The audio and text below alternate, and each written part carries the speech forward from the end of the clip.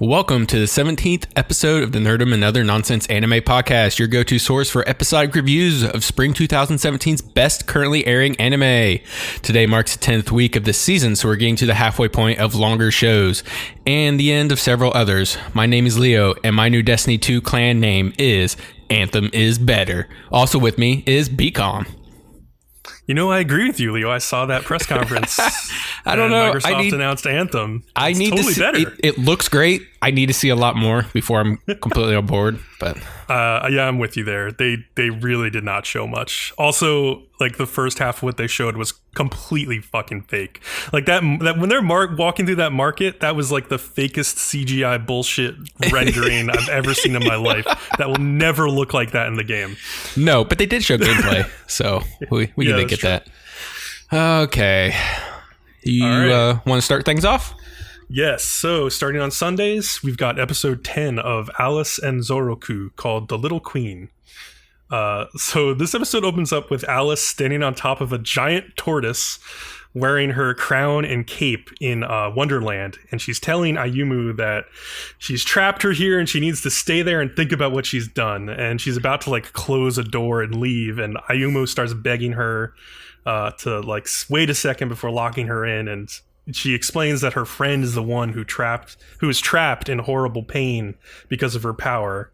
And Alice doesn't really listen and sends Ayumu flying into the air, and then she like goes through a series of different places. Like she lands on a huge mushroom and bounces off, and then lands on some train tracks, and then there's like an oncoming train, and then she like jumps off to get out of the way of that and jumps into some water and sinks, and then suddenly she appears back in the original room, except this time she's locked inside a bird cage that Alice is creating around her. So yeah. So Alice, that was so yeah. That was like a crazy acid trip there for Ayumu. I'm sure she enjoyed it. We are talking about Alice in Wonderland, so it's totally appropriate. Exactly. So Alice has like this little fit about how frazzled she is, and it's kind of annoying. Like she says frazzled about 1,000 times in this episode. Like, and it's kind of starting to get on my nerves because I wish that she could express her emotions in a different way. Like, she doesn't know how to express her emotions in a different way. That's why we're stuck here. She's working on that. Yeah, I know. She's like an 8-year-old in terms of expressing herself. I don't know. Isn't she? So yeah, I don't know how. Like I think we've like gone back and forth over this. Like I don't know how old she's supposed to be. I don't think they've ever actually given her an age. So definitely like elementary school age. Yeah, like, she's definitely not a middle schooler. Or at least emotionally. So. Yeah, so Alice just clearly like wants to be angry for the sake of being angry, and like Ayumu is being completely calm and just like apologizing to her, and Alice doesn't want to accept her apology because she's so angry about what happened to Zoroku because of Hattori.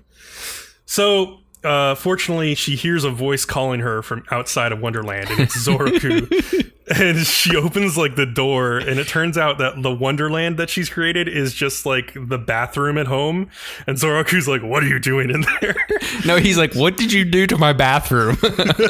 She like slowly tries to close the door. It was awesome. But he like grabs her by the head, and he's like, "What are you doing?" And so yeah. Before he sees what's going on inside, though, Alice transports Ayumu back into the middle of the city, and she's just like, what the hell just happened? And then she looks down on the ground, and there's this little rabbit wearing a top hat, kind of like the Mad Hatter from Alice in Wonderland. Totally. Who has a little mirror gate up in front of him, and Alice can talk to Ayumu through this mirror gate. So... basically, Ayumu explains her concerns over losing Hattori to Alice, and just like tells her like everything that's been going on with her and like with her friend and how she feels terrible about it. And Alice starts to finally understand like what's really going on. And then she keeps saying like, I'm feeling frazzled and I hate feeling this way. Why do I have to feel frazzled? Blah, blah, blah, blah. And yeah, at this point in the episode, I was like, if you took a shot every time Alice said frazzled this episode, dead. You would just die immediately. Oh, dude, you just made like one of the best drinking anime episodes I've ever heard. Yeah, if you watched this episode and you drank every time she said frazzled, yeah. If you were just drinking beer, you'd have probably a pretty good buzz by the time it was over. Oh, God, yeah. Every time she says moshu moshu, she's just, God, you're dead.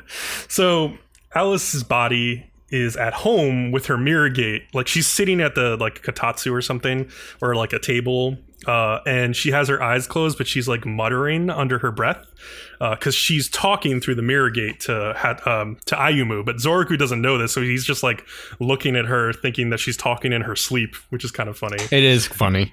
Meanwhile, Sanae is like looking in the bathroom, and it's like really huge, and she's like, "Oh, I should make this my new bedroom." So Alice then places a portal to Wonderland inside Hattori's living room. She's like sitting there with her mother, who's like kind of like a zombie and feeling generally terrible. So she goes through this door and she sees Alice's little rabbit familiar, and the rabbit leads her up this long staircase. Meanwhile, back at home, Alice's rabbit familiar also brings a note back to Zoroku and Sanae through this little door in the closet to Wonderland. And it just says, "I went to catch the evil girl." That's all she told them. And it's really funny because Sanae hits her head twice on the shelves, and I laughed at that. Yeah, she's pretty klutzy. That's kind of funny. So yeah, Alice tries to scare Hattori back in Wonderland by taking the form of like a kind of like a Nutcracker doll. Doesn't have like the Nutcracker mouth, but it looks like that basically, or like a Russian like nesting doll kind of thing. Yeah, it just looked like the king from like a playing deck of cards. Oh yeah, like the you're right. Yeah, it was just that, and it was just like this, yeah. like it's just like I don't know, this weird like a Russian doll type case, but it was the king's face on it. Yeah, I'm pretty sure that's another Alice in Wonderland reference, though I haven't read that story in such a long time. I don't think I've ever read it.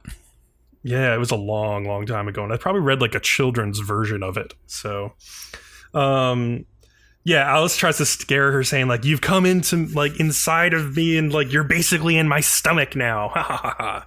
And Hattori responds by telling Alice that like, "I know that I'm evil, and I'm not scared of you anyway." And Alice is trying to like tell her like, "You should be scared because I have the power to lock you up in a really scary place."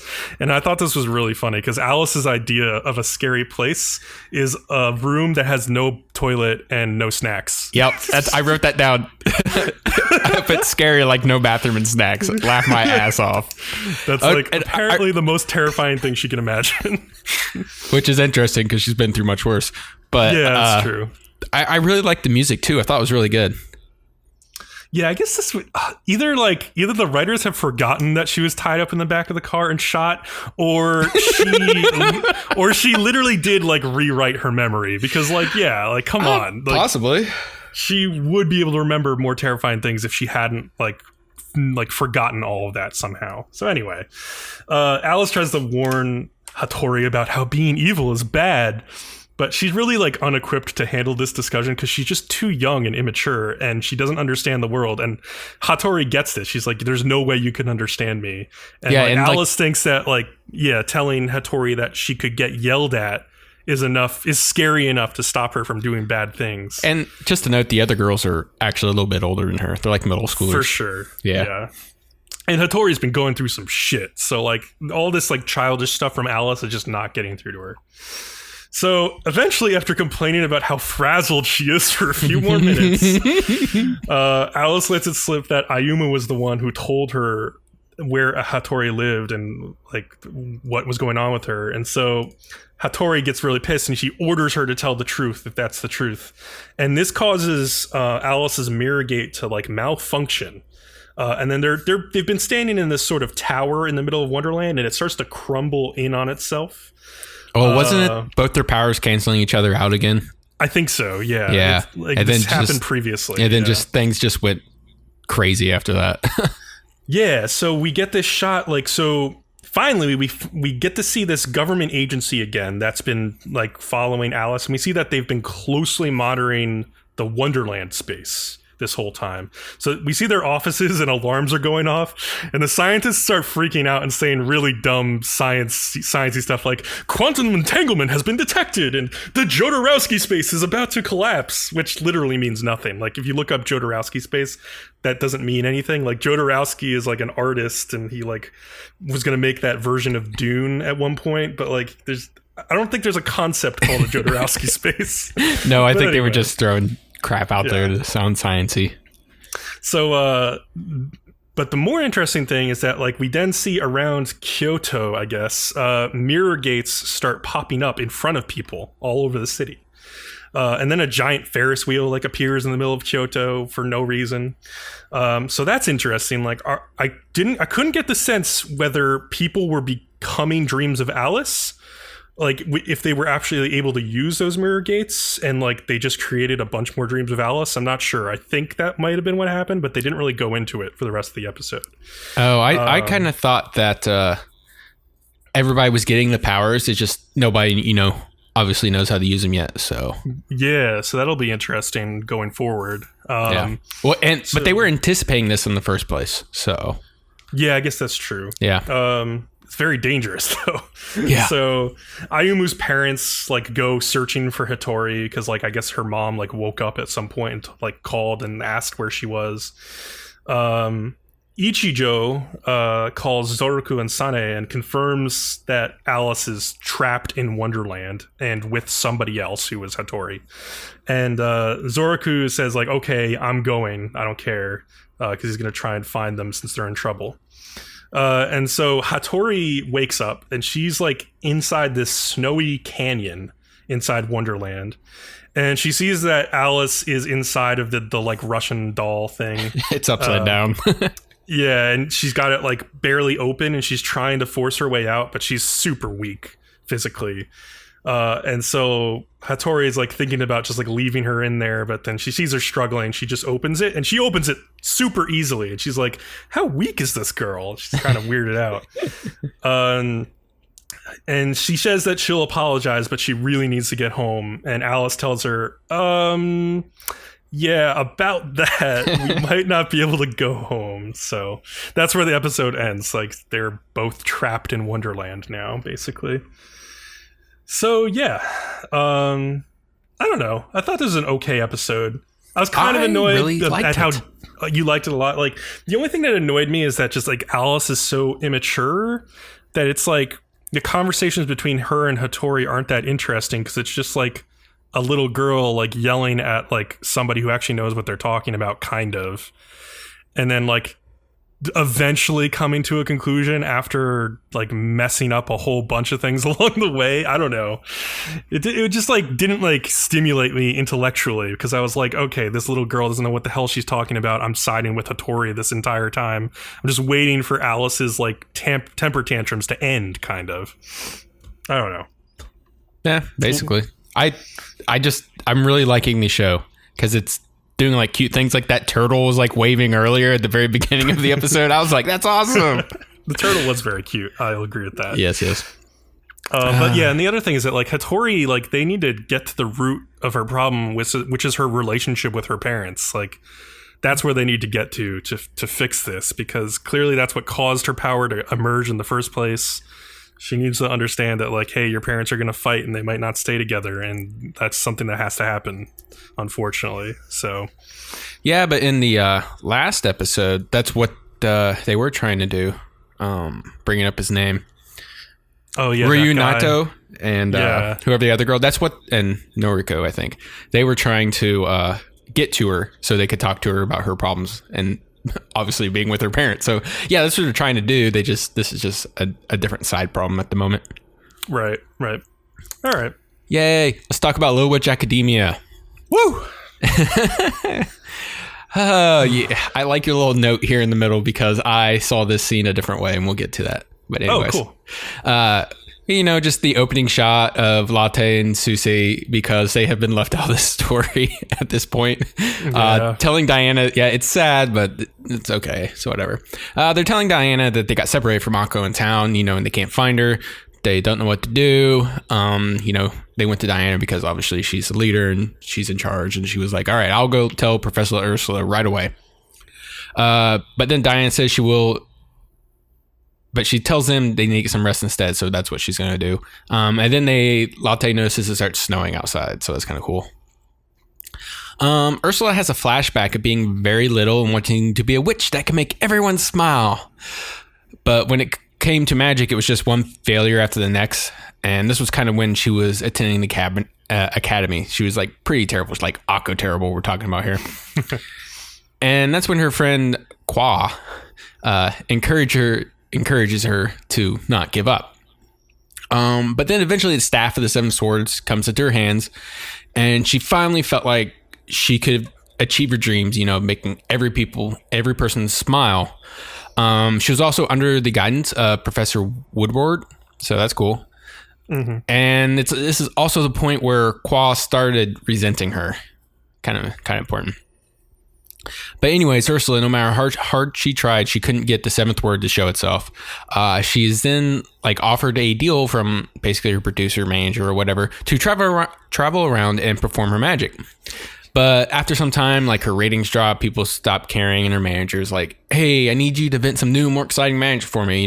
We got to do something." So she's doing some research at the academy. She's trying to find, this more spectacular magic and whatnot. And that's when Qua pays her a visit and offers her to use the research she's been doing that she's called Dream Fuel Spirit. All she tells her at this point is it turns the dreaming audience's thoughts into magic. It will allow Chariot to make even bigger magic and in turn giving people even bigger dreams to see. After her first big show is a success, Qua finally reveals that it was taking people's magic also. And, this was totally against Chariot's knowledge. Qua explains is why it doesn't matter if normal people who aren't going to use their magic in the first place lose it. What's the big deal, She's even aware that a child from a magic lineage might be in the audience, but they probably deserved it anyway since they are watching a heretic like Chariot. And she straight up tells her this. It's brutal. Yeah, it's pretty brutal. Yeah, she says they probably deserve it since they are watching it and whatever. Oh, man. Chariot says if she knew what it was doing, she never would have used it. But after that, she stopped using Dream Fuel Spirit and her shows started tanking. And just basically at one show, under the pressure from her audience, she finally used it again. And that's when she made this huge cross on the moon. And even Qua was like, what the heck? That's crazy. Went too far. Yeah. I guess the drain from the audience caused a bunch of them to collapse. And Qua uses amnesia magic to make it so no one remembers. And Chariot is just standing there horrified by what she has done. So I wanted to stop there just to say that. So this first whole half of the episode was basically what can go wrong as an idol in your career if your audience is driving you to be something different or something more. And I kept thinking about the Satoshi Kon movie Perfect Blue while I was watching this part of the episode. It shows how the demands and stress of your career as an idol can cause you to lose all sense of your original reason for getting into the industry or self, like Michael Jackson. Or just completely lose yourself in the process. And I think that's what happened to Chariot, unfortunately. So yeah. And that's kind of why she went in hiding too, because knew it wasn't for her. She had to do something else. But we jump back to the present time, and Diana is at Ursula's door knocking on it. Diana delivers her message and wants to continue their conversation from earlier, which was from last episode. But Ursula says she's tied up with some other things at the moment, can't do it. And this is where Diana says there are no records of an Ursula, and she basically flat out says you're a shiny Chariot, and she admits it and explains to Diana what her shows did to people. And she's very upset that she probably hurt Akko. Diana kind of berates her a little bit for leaving Akko in the condition she did earlier in town and should have gone after her. But there's this line that's delivered where Diana says to Ursula, I'm more disappointed in what you've done today than anything you did in your past. And you really liked it, and I saw it coming. Oh, well, you saw that line coming, or? I saw the setup for this line coming. I don't think it's from anime. I was trying to think why I would be really familiar with this sort of setup. I think it's in a bunch of the books I've been reading lately. Oh, yeah, I've seen that I've seen a line similar to this in a bunch of movies before, but I just like that. The reason I liked that line is because everything that happened in her past includes taking away Diana's own power from her. Yeah. Which is cool. So she's more disappointed now that she's abandoned Akko in this time of her need than everything she's done in the past, taking Akko's power away, taking Diana's own power away for what she thought that she had to do to spread the joy of magic. I was just hoping she would say something different because I saw where it was going. But when she literally said this line, I went, and like looked away from the screen and looked back because I was like, man, that was so cliche. Yeah, because it's like you've heard that line too many times before, right? Yeah. Okay, it is a good line. To me, it's been overdone. I overindulge in all kinds of entertainment, so it may just be me. Probably won't affect much other people, but that kind of thing happens to me sometimes too. It didn't happen with this line, but I get where you're coming from for sure. Yeah. So when I saw you add that, I was like, oh, huh. But anyways, Diana returns to Latte, Susie, and the three delinquents who are all waiting in Akko's room. Diana explains everything she just found out to them, except the part where Ursula is shiny chariot. She kept that to herself. They all, of course, depart and search for Akko. Kind of, the search montage kind of goes on for a minute. Then during the search, Latte goes up to Susie and like starts crying because they can't find Akko. And like, it was just funny how Susie comforted her because she's like, Akko will come back when she's hungry, like always. Yeah, she's like, she's an idiot. She'll come back moaning that she's hungry. I was laughing at that part too. Mm-hmm. It was pretty funny.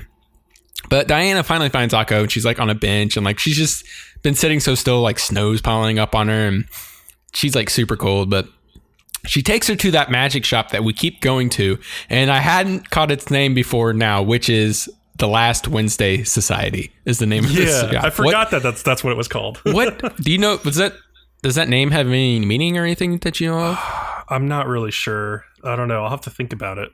I'm not sure. I'm not familiar with it. But Diana's, she's trying to make small talk with Akko, and Akko's just completely unresponsive. She finally gets her to talk a little when she shows her shiny chariot premium card. I am having a problem with my words today. We're just warming up. Diana says she used to collect them too when she was little, and she looked up to Chariot also. This is where we get the confirmation Diana was at the same show as Akko, and she did lose her magic for a while from that specific situation. We were pretty much already led here. This was just a confirmation. Since they were both basically in the same boat, at one point, Diana will not give Akko any sympathy since she is the greatest proof that you can regain your lost power. That was the line I liked. Yeah, that was a really good line too. And that line, I was like, oh, that's cliche. No, just joking. It was fine. By the way, Wikipedia has some answers for us. So, the Wednesday Society may refer to one of three things. Wednesday Society, or Club of 13, it was a radical intellectual club in London, founded in the 1770s by David Williams. Also, there were a number of German intellectual societies named the Wednesday Society. There's a German name for it, which I will not try to pronounce. Because you'll just butcher it so bad. Mittwoch-Gesellschaft. Yeah, there you go. Gesellschaft. And then there was also Isu Ikai, or Uyoku Dantai, which is the Japanese name for a Japanese nationalist society founded in 1972. So I guess there's a lot of references to this Wednesday Society thing. I guess they could have drawn it from. Yeah, that's interesting. Yeah. So anyways, we get this super, super, super adorable young Diana. She's so like kawaii chibi. It killed me to watch this. Yeah, God. Young Diana is just the freaking cutest. It's ridiculous. Yeah, it was great. So to help Diana get through her lost magic and regain it, she used the joy in her heart from Shiny Chariot's show and hard work to eventually regain her magic. She's telling Akko, that's what you need to do. You just need to keep trying. Don't give up. So of course, when Diana saw Akko for the first time, claiming how much she loved Shiny Chariot and she had like awful grades, she was like just super annoyed at her. She just, didn't like her at all. But Diana ends up giving her chariot card to Akko and says she believes Akko has some of the greatest magic out there, and also she believes in her. This finally pulls Akko out of her slump. Just on cue, everybody, shows up at the shop, and the shopkeeper gives everybody warm drinks for free because he's a cool guy. I want to say a little bit more about just that scene. So when Lotte shows up, there's like a piano cue. There's like some really sad piano music playing. Like she like slams open the door, right?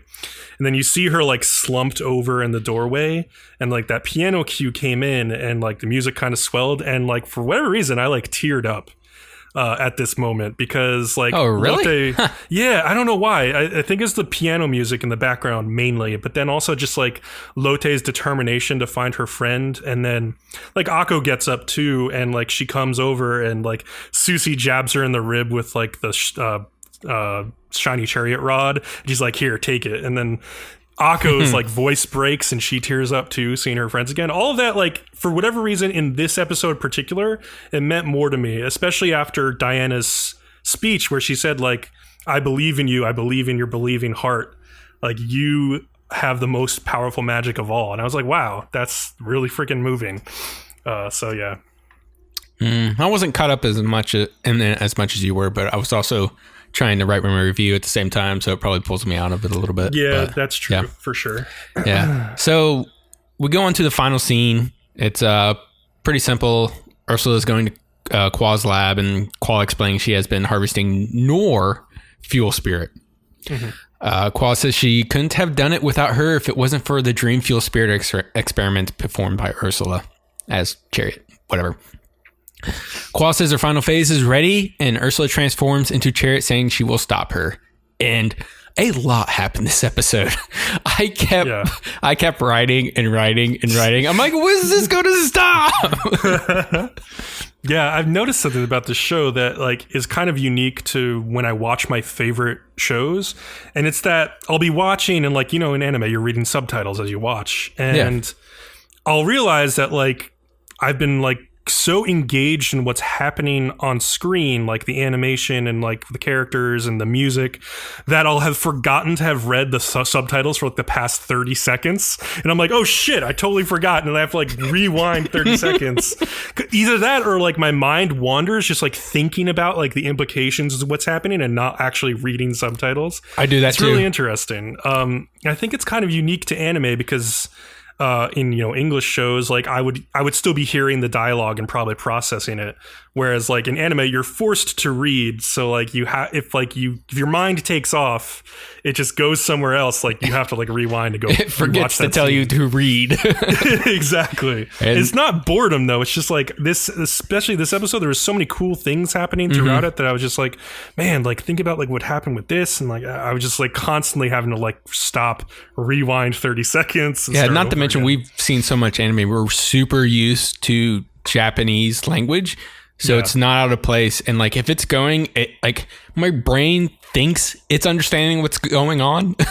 And like to an extent you kind of get the emotional cues, and like if you've been watching the show for a while, you kind of just by what they're doing on screen you can kind of know. But other than that, yeah, let's move on to Mondays. All right, Monday we've got Grimoire of Zero, episode 10, The Truth Revealed. So Mercenary has been climbing the tower. He makes it up to the top and like knocks his way through the roof and falls through into the bedroom where Zero's being kept. Bow, chicka, bow, wow. No, not exactly that kind of scene. Zero asks him why he's there. I'm sure the Doujinshi's out there somewhere. There will be for sure. Yeah, I mean, the scene almost ends up that way. So he tells her that he came here on his own and he isn't working for anyone, because she asks him if like who sent him basically, and she tells him to just turn back the way he came because she doesn't need a savior. And he continues to like protest, but she walks up to him and just like freaking grabs him and headbutts him in the head, which is pretty great. And then Zero tells him like, you're no longer necessary, or you're no longer my mercenary.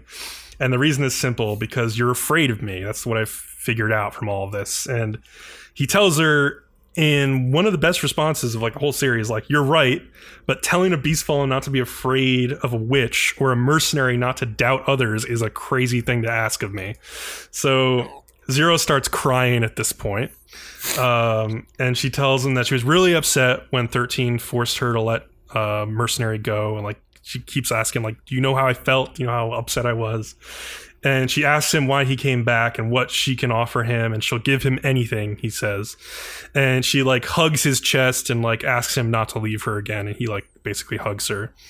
He tells her to stop crying though, because he needs her to be sharp if they're going to get away. And then she gets annoyed. She's like, you should console me more, you asshole. Yeah.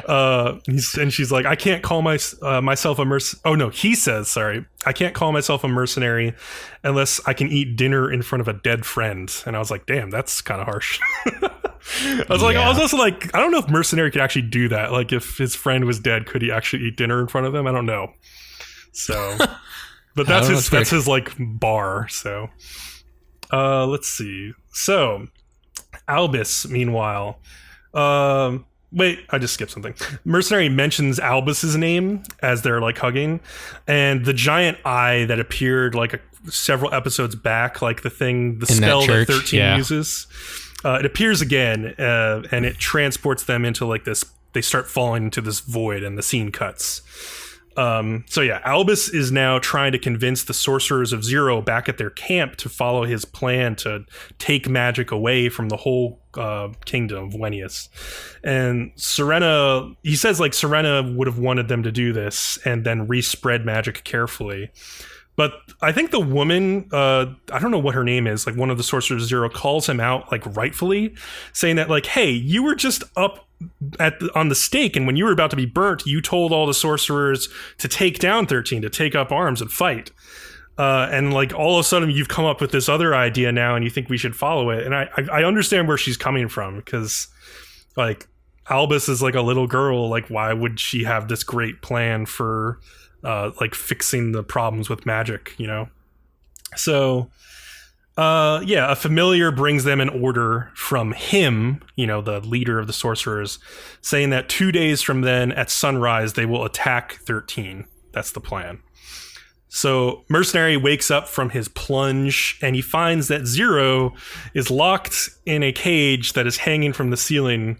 And since Zero just got out of her like prison cell, like, and I saw this bird cage, I just like screamed at my monitor, like, not Sword Art Online again. But anyway, so 13 tells Zero to like close her eyes and ears, and he's going to remove all memory of this mercenary from her mind. And she tries to attack him. She's really pissed, but he's placed a magic ceiling barrier around her cage. So 13 traps Mercenary like against the ground. He kind of like forces him to grovel in front of him and tells him like he's able to control him because he's like an inferior intelligence, and his anger makes him even dumber and easier to control. So 13 says he's going to kill Mercenary, and Mercenary responds by telling him about Albus's plan to remove all the magic from Wenius and how that would make it easy for 13 to get the Grimoire of Zero from him. And Mercenary just like rejects the idea immediately. And then Zero explains what she's figured out, and it's that 13 doesn't want the Grimoire of Zero or to put an end to Wenius's unrest. Those are just the stepping stones to get what he actually wants. And 13 steps over to this dais and picks up a large book and holds it out in front of him. And Mercenary realizes he has the Grimoire of Zero already. Yep. He's always had it. And Zero explains that to remove fear of witches from Wenius, 13's plan was to create evil witches, quote unquote, the Sorcerers of Zero, and put them on display before then wiping them out. So 13 took on the persona of him and kept his name hidden and used the Grimoire of Zero to spread magic throughout Wenius and incited the witches' revolt. And Zero's like, yeah, the Grimoire of Zero was never stolen in the first place. I think actually 13 says that. He always had it with him. And he just concocted this whole plan in order to make Wenius into Zero's vision of what it could be. Meanwhile, back at the camp, the Sorcerers of Zeros have decided to chop up Hold'em into little pieces for power in battle, because they can use Beast Fallen for power. And so they carry him off to do that. And then we go back to the scene with 13, and he's basically trying to justify what he's doing by saying that he only laid the framework for this rebellion, but like the witches themselves are the ones who decided to use magic for evil purposes. So he's saying, like, I just put the pieces in place and then they did everything else. But so 13 says he basically did all this because Zero's grimoire presented this childlike dream of what the world can be. And 13 wanted to, like, make her dream come true, basically.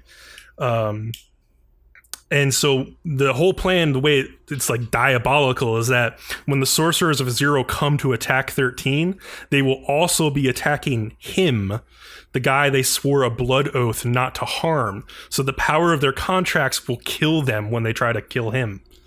So Zero is like, man. Yeah, it's pretty messed up, but it's also like really smart. I kind of really like this plan. I didn't see it coming necessarily. You didn't think the show was capable of this level of ingenuity?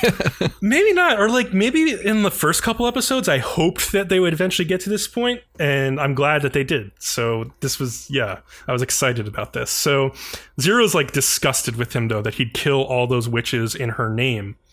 And instead of killing him... we're going back to Hold'em's scene now. So there's like an old man who was asked to execute him, and instead of like chopping his head off, he cuts his bonds instead that were holding his hands behind his back. And he says that he's setting him free. He's this old man who apparently like knew Serena or knew of her, and he decides that Hold'em and him both want the same thing, to bring peace to the realm, whether it's by killing 13 or just Hold'em's plan to remove all the magic. So he decides that this is what Serena would want, and like he wants to do this for her. So he lets Hold'em go.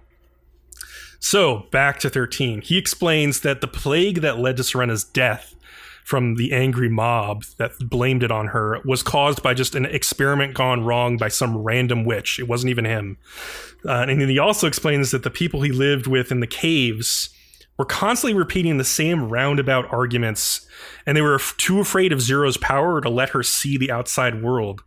And like the most disgusting thing is that they were just happy to leave her alone forever in these caves and never let her go. And so like mercenary, so that's like, to me, that was like a good argument, honestly, by 13. Like all of these like adult witches are saying like, oh, this little girl's too dangerous, so she can never leave these caves for her entire life. And so I can see like why 13 decided to take this plan of action, even if it is like a but then diabolical 13 one. told her to stay in the cave. Yeah, that's true. Until he was done. That's true. Yeah, I'm guessing he's just waiting till he's done, but still. Yeah. So Mercenary finally asks if 13 ever thought to give Zero a choice in this matter. And that's when 13 starts to get angry. He like clenches his grip around his like staff and slowly, like slightly lowers his intelligence, as he was talking about earlier, from the anger, and allows Mercenary to move a few fingers, but he still can't move. And so he continues to call out 13 for being like a jealous, like arrogant prick and being jealous of Zero's new friends. And as he keeps doing this and making him angrier and angrier, he's able to stand up and charge towards 13. And he gets close and says he's going to use the potion that 13 gave him. He doesn't say how he's going to use it. But he runs into like a magic circle on the ground, and 13 smiles. He's like, I have you now, kind of thing. But he's like, not so fast. He takes the vial of potion or whatever, and the circle's petrifying him, right?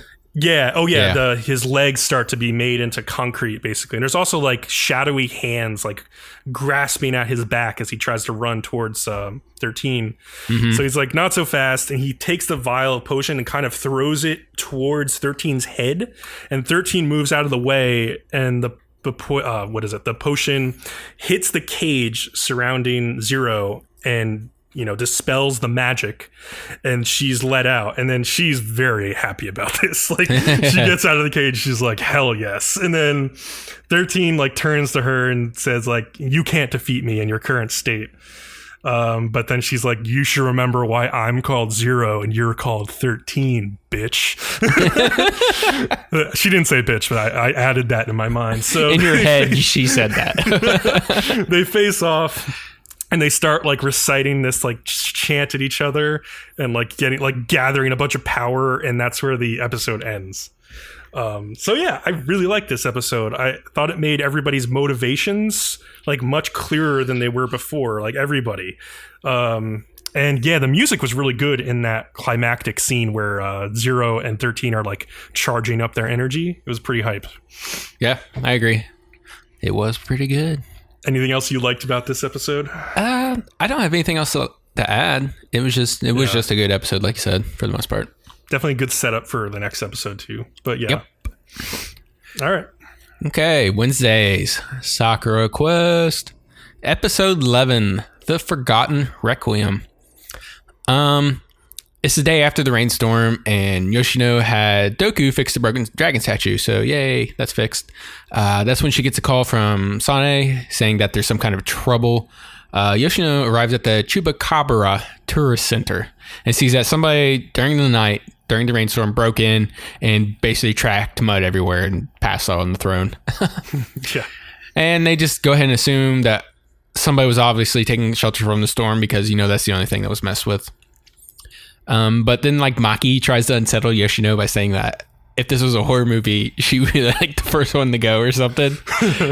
And Yoshino, like, she's like, well, our experts on this would be Riri. So she like looks around for her, but she's not there. And she gets told that because she got caught in the rain yesterday, she's staying home and got a cold.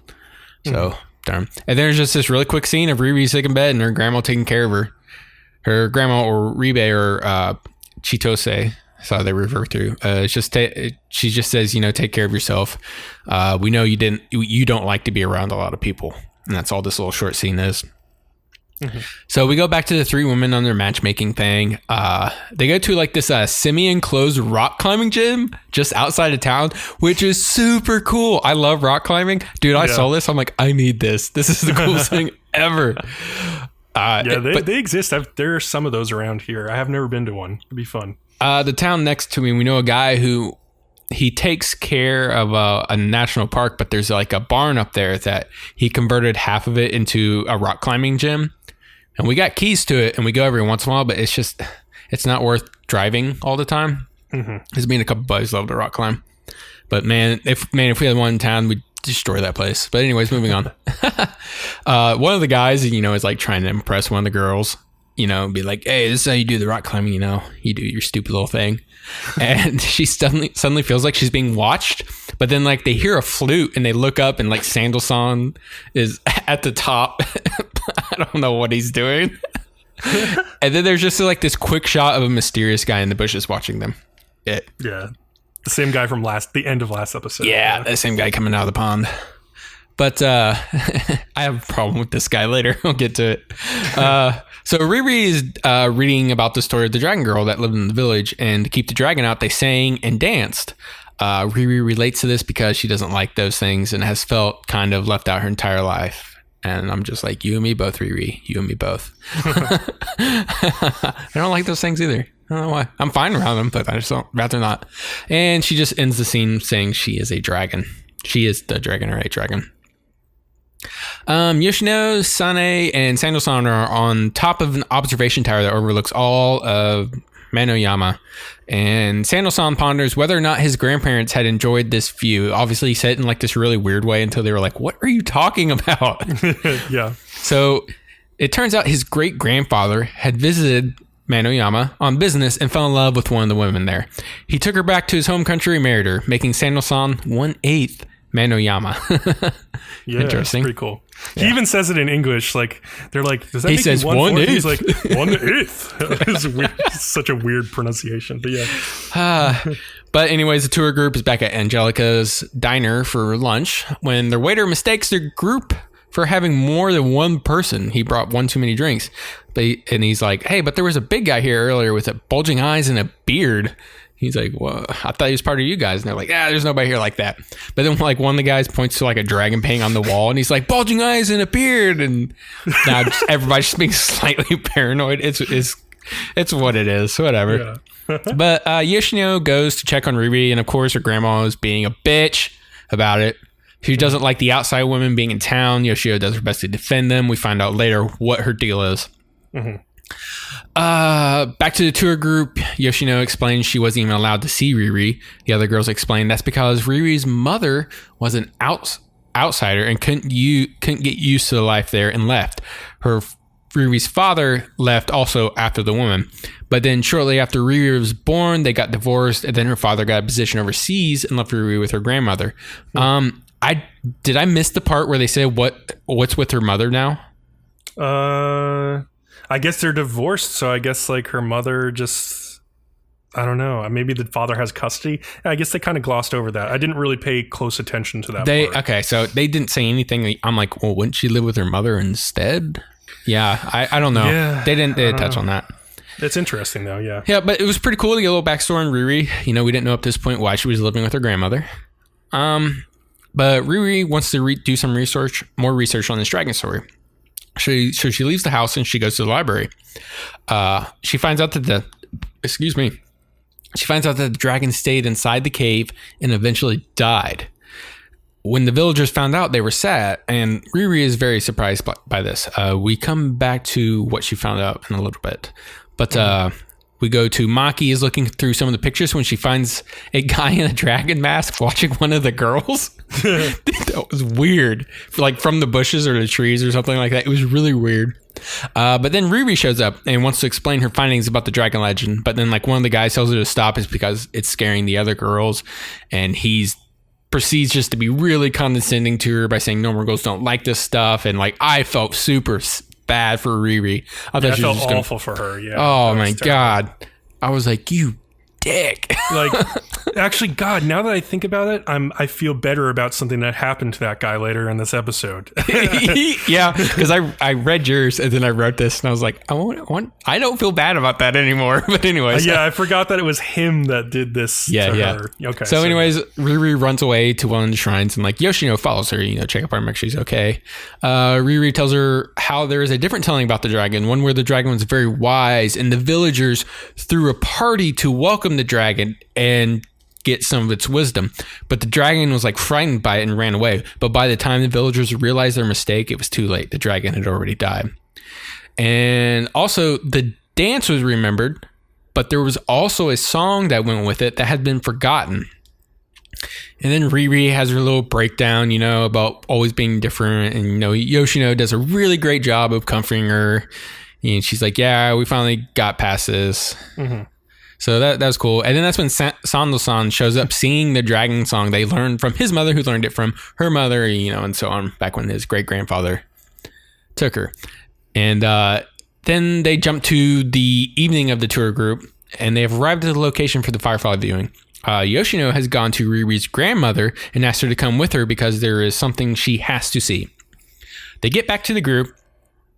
Back to the group, and they're walking down the trail when the guy that has been following them is discovered. He is one of the girl's ex-boyfriend that she's been talking about because one of them was recently broken up. It says he couldn't give up on her and has been following them the entire time. The girl then runs into his arms rather than sprinting in the opposite direction she should have done because this guy is a fucking stalker. Holy crap. I was just like, no. I thought that at first as well. Like my first reaction was like, wouldn't she be like really turned off by this? But I remember like when she first got off the bus or whatever, and like the girls were talking, they were like, you need to get over your like ex-boyfriend or something. I think she still is like very much in love with her ex-boyfriend, and like he's the one who dumped her. So I think for whatever reason, like, yeah, she goes like right back to him. Oh man, it sucks for the guy that's been flirting with her this whole time, but yeah, he was also the one who like tried to get Riri out of the way and not scare his new girlfriend off. So he deserves it. Yeah, Yoshino, she shows up with Chichose, and Yoshino begins her speech about how they had the dragon story wrong all along. And Riri, in an amazing act of courage, stands before everybody and sings the now reunited song for the dance with Sando-san playing guitar at the same time. It's pretty good. I really liked her voice. I thought it was awesome. Yeah. And then like there's the fireflies coming out. The whole scene was just super cool.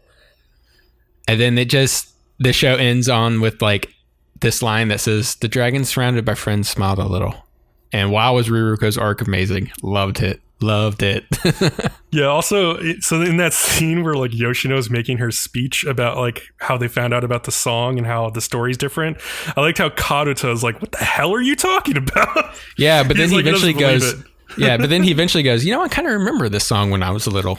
Yeah, exactly. That was cool too. So I liked the whole idea of how this song had been preserved by a great grandmother who had moved overseas and then taught it to her daughter, who taught it to her son when he was little. It sang it to him to like cheer him up. And then he remembered it and went all the way back to his roots and like recovered it to the town. I thought that was a really cool little story. That is a really neat idea. That's a whole story in and of itself. Yeah, for sure. But yeah, this whole arc about Riri was kind of like very sweet and heartfelt. And I think it was definitely one of the better arcs in the show. And yeah, I like her character because she's like the quirky one. she's weirder than the rest of them. So I think she's probably the one most relatable to by otaku and nerdy By people, otaku. I would say. Yeah, I guess she's sort of like an otaku stand-in a little bit, like a little bit of a loner and an outsider. So yeah, she's definitely relatable because of that. And it was fun to see her like have her big moment singing in front of people. So that was cool. Yep. That's it. I don't think I have anything else to say about that. I just really like where the show's going now, and it's pretty good. Yeah, so, definitely. Yeah. All right, let's move on to Busou Shoujo Machiavellianism, also called Armed Girls Machiavellianism. And try not to think of female pleasure products when I read this title. Episode 11, The Magic Bullet I'll Always Remember. I was thinking of a blender. What are you talking about, Leo? Is there a blender called the Magic Bullet? I think so. Let's Google this while you talk about this. So it begins with the flashback of Nomura confronting Amao and saying that for the first time, now that he's up close, now that he is up close, he sees that he looks kind of like a girl, and it makes him kind of want to kiss him. Right? Yeah. Amao says nobody succeeded, but you can try. Nomura points at her hat, which is, I guess, crooked or something, and she goes to adjust it, and when her hand passes over her eyes, Nomura disappears, and then suddenly appears right behind her with his arm over her shoulder, making kissy faces. She ends up elbowing him off, and Nomura says it's a new technique he's working on, but still needs some work. They end up calling it a tie and like shake hands. But then shortly after, Nomura is thanked by the boy he saved that morning, and he offers... What? That boy is like a total, what you call a trap. Tokonoko. Yeah, I mean, like, I don't like using the term trap because it's like negative, but like a Tokonoko is like a boy who dresses and looks like a girl in Japanese. Yep. It's like that kind of character. And like, God, like that boy was so feminine. It was ridiculous. Yeah, for a minute I was sitting there, I was like, is this supposed to be a girl? I wasn't sure, but anyways. Yeah, I was no way to tell. Yeah, but anyways, he offers to give Nomura a tour.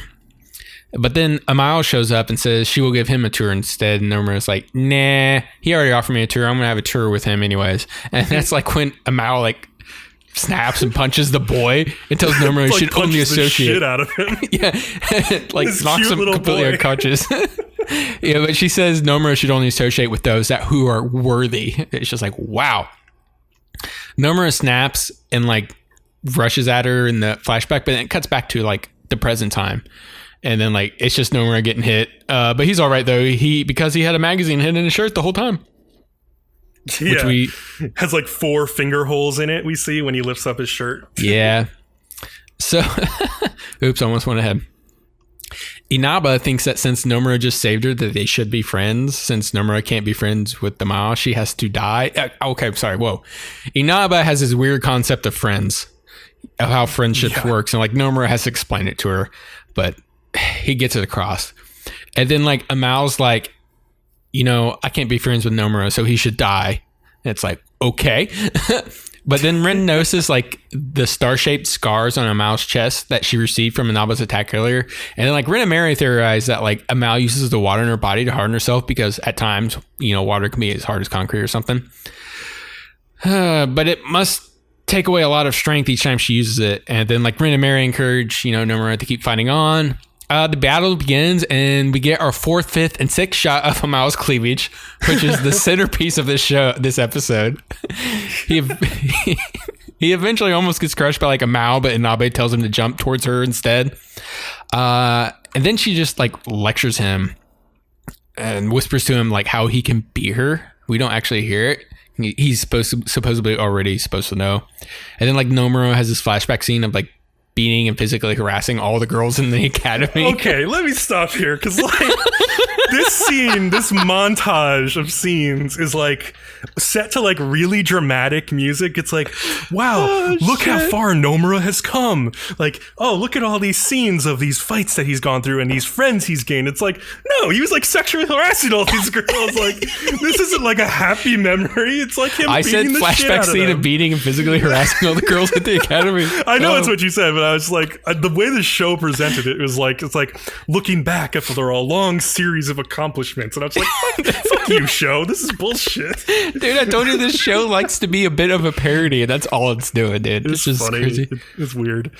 But it's the final scene. It starts raining, and we get like some inner monologue from Amao. Like, her heart still hurts from that day that they traded blows, and is obviously in love with him. All the ladies want Nomura. We have established this. And then now we have our 10th shot to our 35th shot of Amal's chest as she inner monologues. And I'm just going to end it right there. Oh, yeah. Like, I don't know how many shots there were, but there was a ridiculous amount of shots of her cleavage. Because her shirt's like literally torn in half down the middle, and it's just barely covering her boobs. Yeah, it's just barely like hanging on the whole time. And it looks like they're gonna finish their fight next up. But like, oh yeah, the other thing is that like Amo basically told him like, or no, she didn't say it out loud. She said it in her head like, "I want you so bad, Nomura," or something. Like, can't you see that? Yeah. She's like, so it's just like, let's get her added to the harem and we can move on. I felt like it was obvious. Like, obviously, everybody's going to be part of the harem from the beginning, but yeah. You can't take the show seriously, man. No, you really can't. It's kind of dumb. But that montage was just like so ridiculous. Like, it was bad. But it made me laugh because I was like, because it was trying to be touching and I knew what they were trying to do, but they were obviously having fun with it. And I think so when I watched it. So. Yeah, because like there's these touching moments that are like actually sort of the touching moments, but then they throw into the montage like Warabi like butt pressed up his face. Exactly. It's like, okay, man, that's very touching moment. So it's like, yeah, they are parodying themselves. So let's move on to Thursdays, and we've got Tsuki ga Kirei, episode 10. All right, another episode of I Don't Care. The Setting Sun. So the episode starts off with a montage, a good montage, of Kotaro practicing his festival dancing, but it's interspersed with him calling Akane to ask if it's really true that she's moving. Like after she texted him last episode. I want to say, what is with the insane amount of dancing all the time? Like if this show was about what he was doing, I thought it would make more sense. Otherwise, I find it's constantly there for scene transitions. I'm like, what is going on? I thought it was too much. He does it a lot. I mean, he's been practicing a lot. I guess you could say the same thing about like what's with all the running in this show. But I mean, like she's like a track like star. So yeah, but they've shown like a quarter of the dance multiple times. Like there's just lingering scenes of him just dancing. I mean, maybe they just want to like pay homage to this, like the art of this dance. They really want to, but like I feel out of place if only the show was about that mostly instead. Then it would make sense. I would say that like along with like talking about like the food at the festival, like this show is probably a bit of a tourism advertisement too for Kawagoe. Oh, they can talk about all the food they want. I love that shit. Just not the dancing. All right. So yeah, he calls Akane to like say, "Hey, are you actually really moving?" And it's clear that he starts taking his studying for entrance exams more seriously at that point when she confirms that like she's looking at this school, Kome. So Akane meets Kotaro after cram school to tell him that she had her parent-teacher conference and she's decided to apply to Kome once and for all. And so there's like this brief moment of silence as she looks at him and a train passes by in front of them and she kind of just says sorry. And yeah, they'll be far apart, but Kotaro optimistically says they'll be fine even if it is long distance. But then he also suggests that, hey, maybe he'll get into Kome on general admission. But she tells him, it's like over 2 hours to get there. And she has decided, though, that she's going to go to Kotaro's cram school from now on, kind of as like a little of a compromise. So they fast forward to the next weekend and the Kawagoe festival has started. Everybody in Kotaro's festival group is dressed in these traditional blue robes with kanji on them. And they get their procession rolling. So Akane and her track friends meet up with Hira like they'd planned and start enjoying the festivities, like including going to like a haunted house, which freaks them all out. And then Akane spots Kotaro's group coming through the parade and she runs over to see him and he's dressed up in like full like wolf spirit regalia and he's doing his dance on top of the float and she thinks he looks really cool, as to her friends Chinatsu and her other track friend. And afterwards, Kotaro's mentor like pulls him aside and says like, "Hey, we did a good job." And he also says that, I've been thinking about your novel and I thought that like, maybe you should just keep it the same because I think it would appeal to light novel fans as well. So Kotaro takes a moment to think about that. And then like the leader of the festival group tells him, "Hey, Kotaro, you can go enjoy the festival for a little bit until the next shift." So he texts Akane to tell her he's going to meet up with her.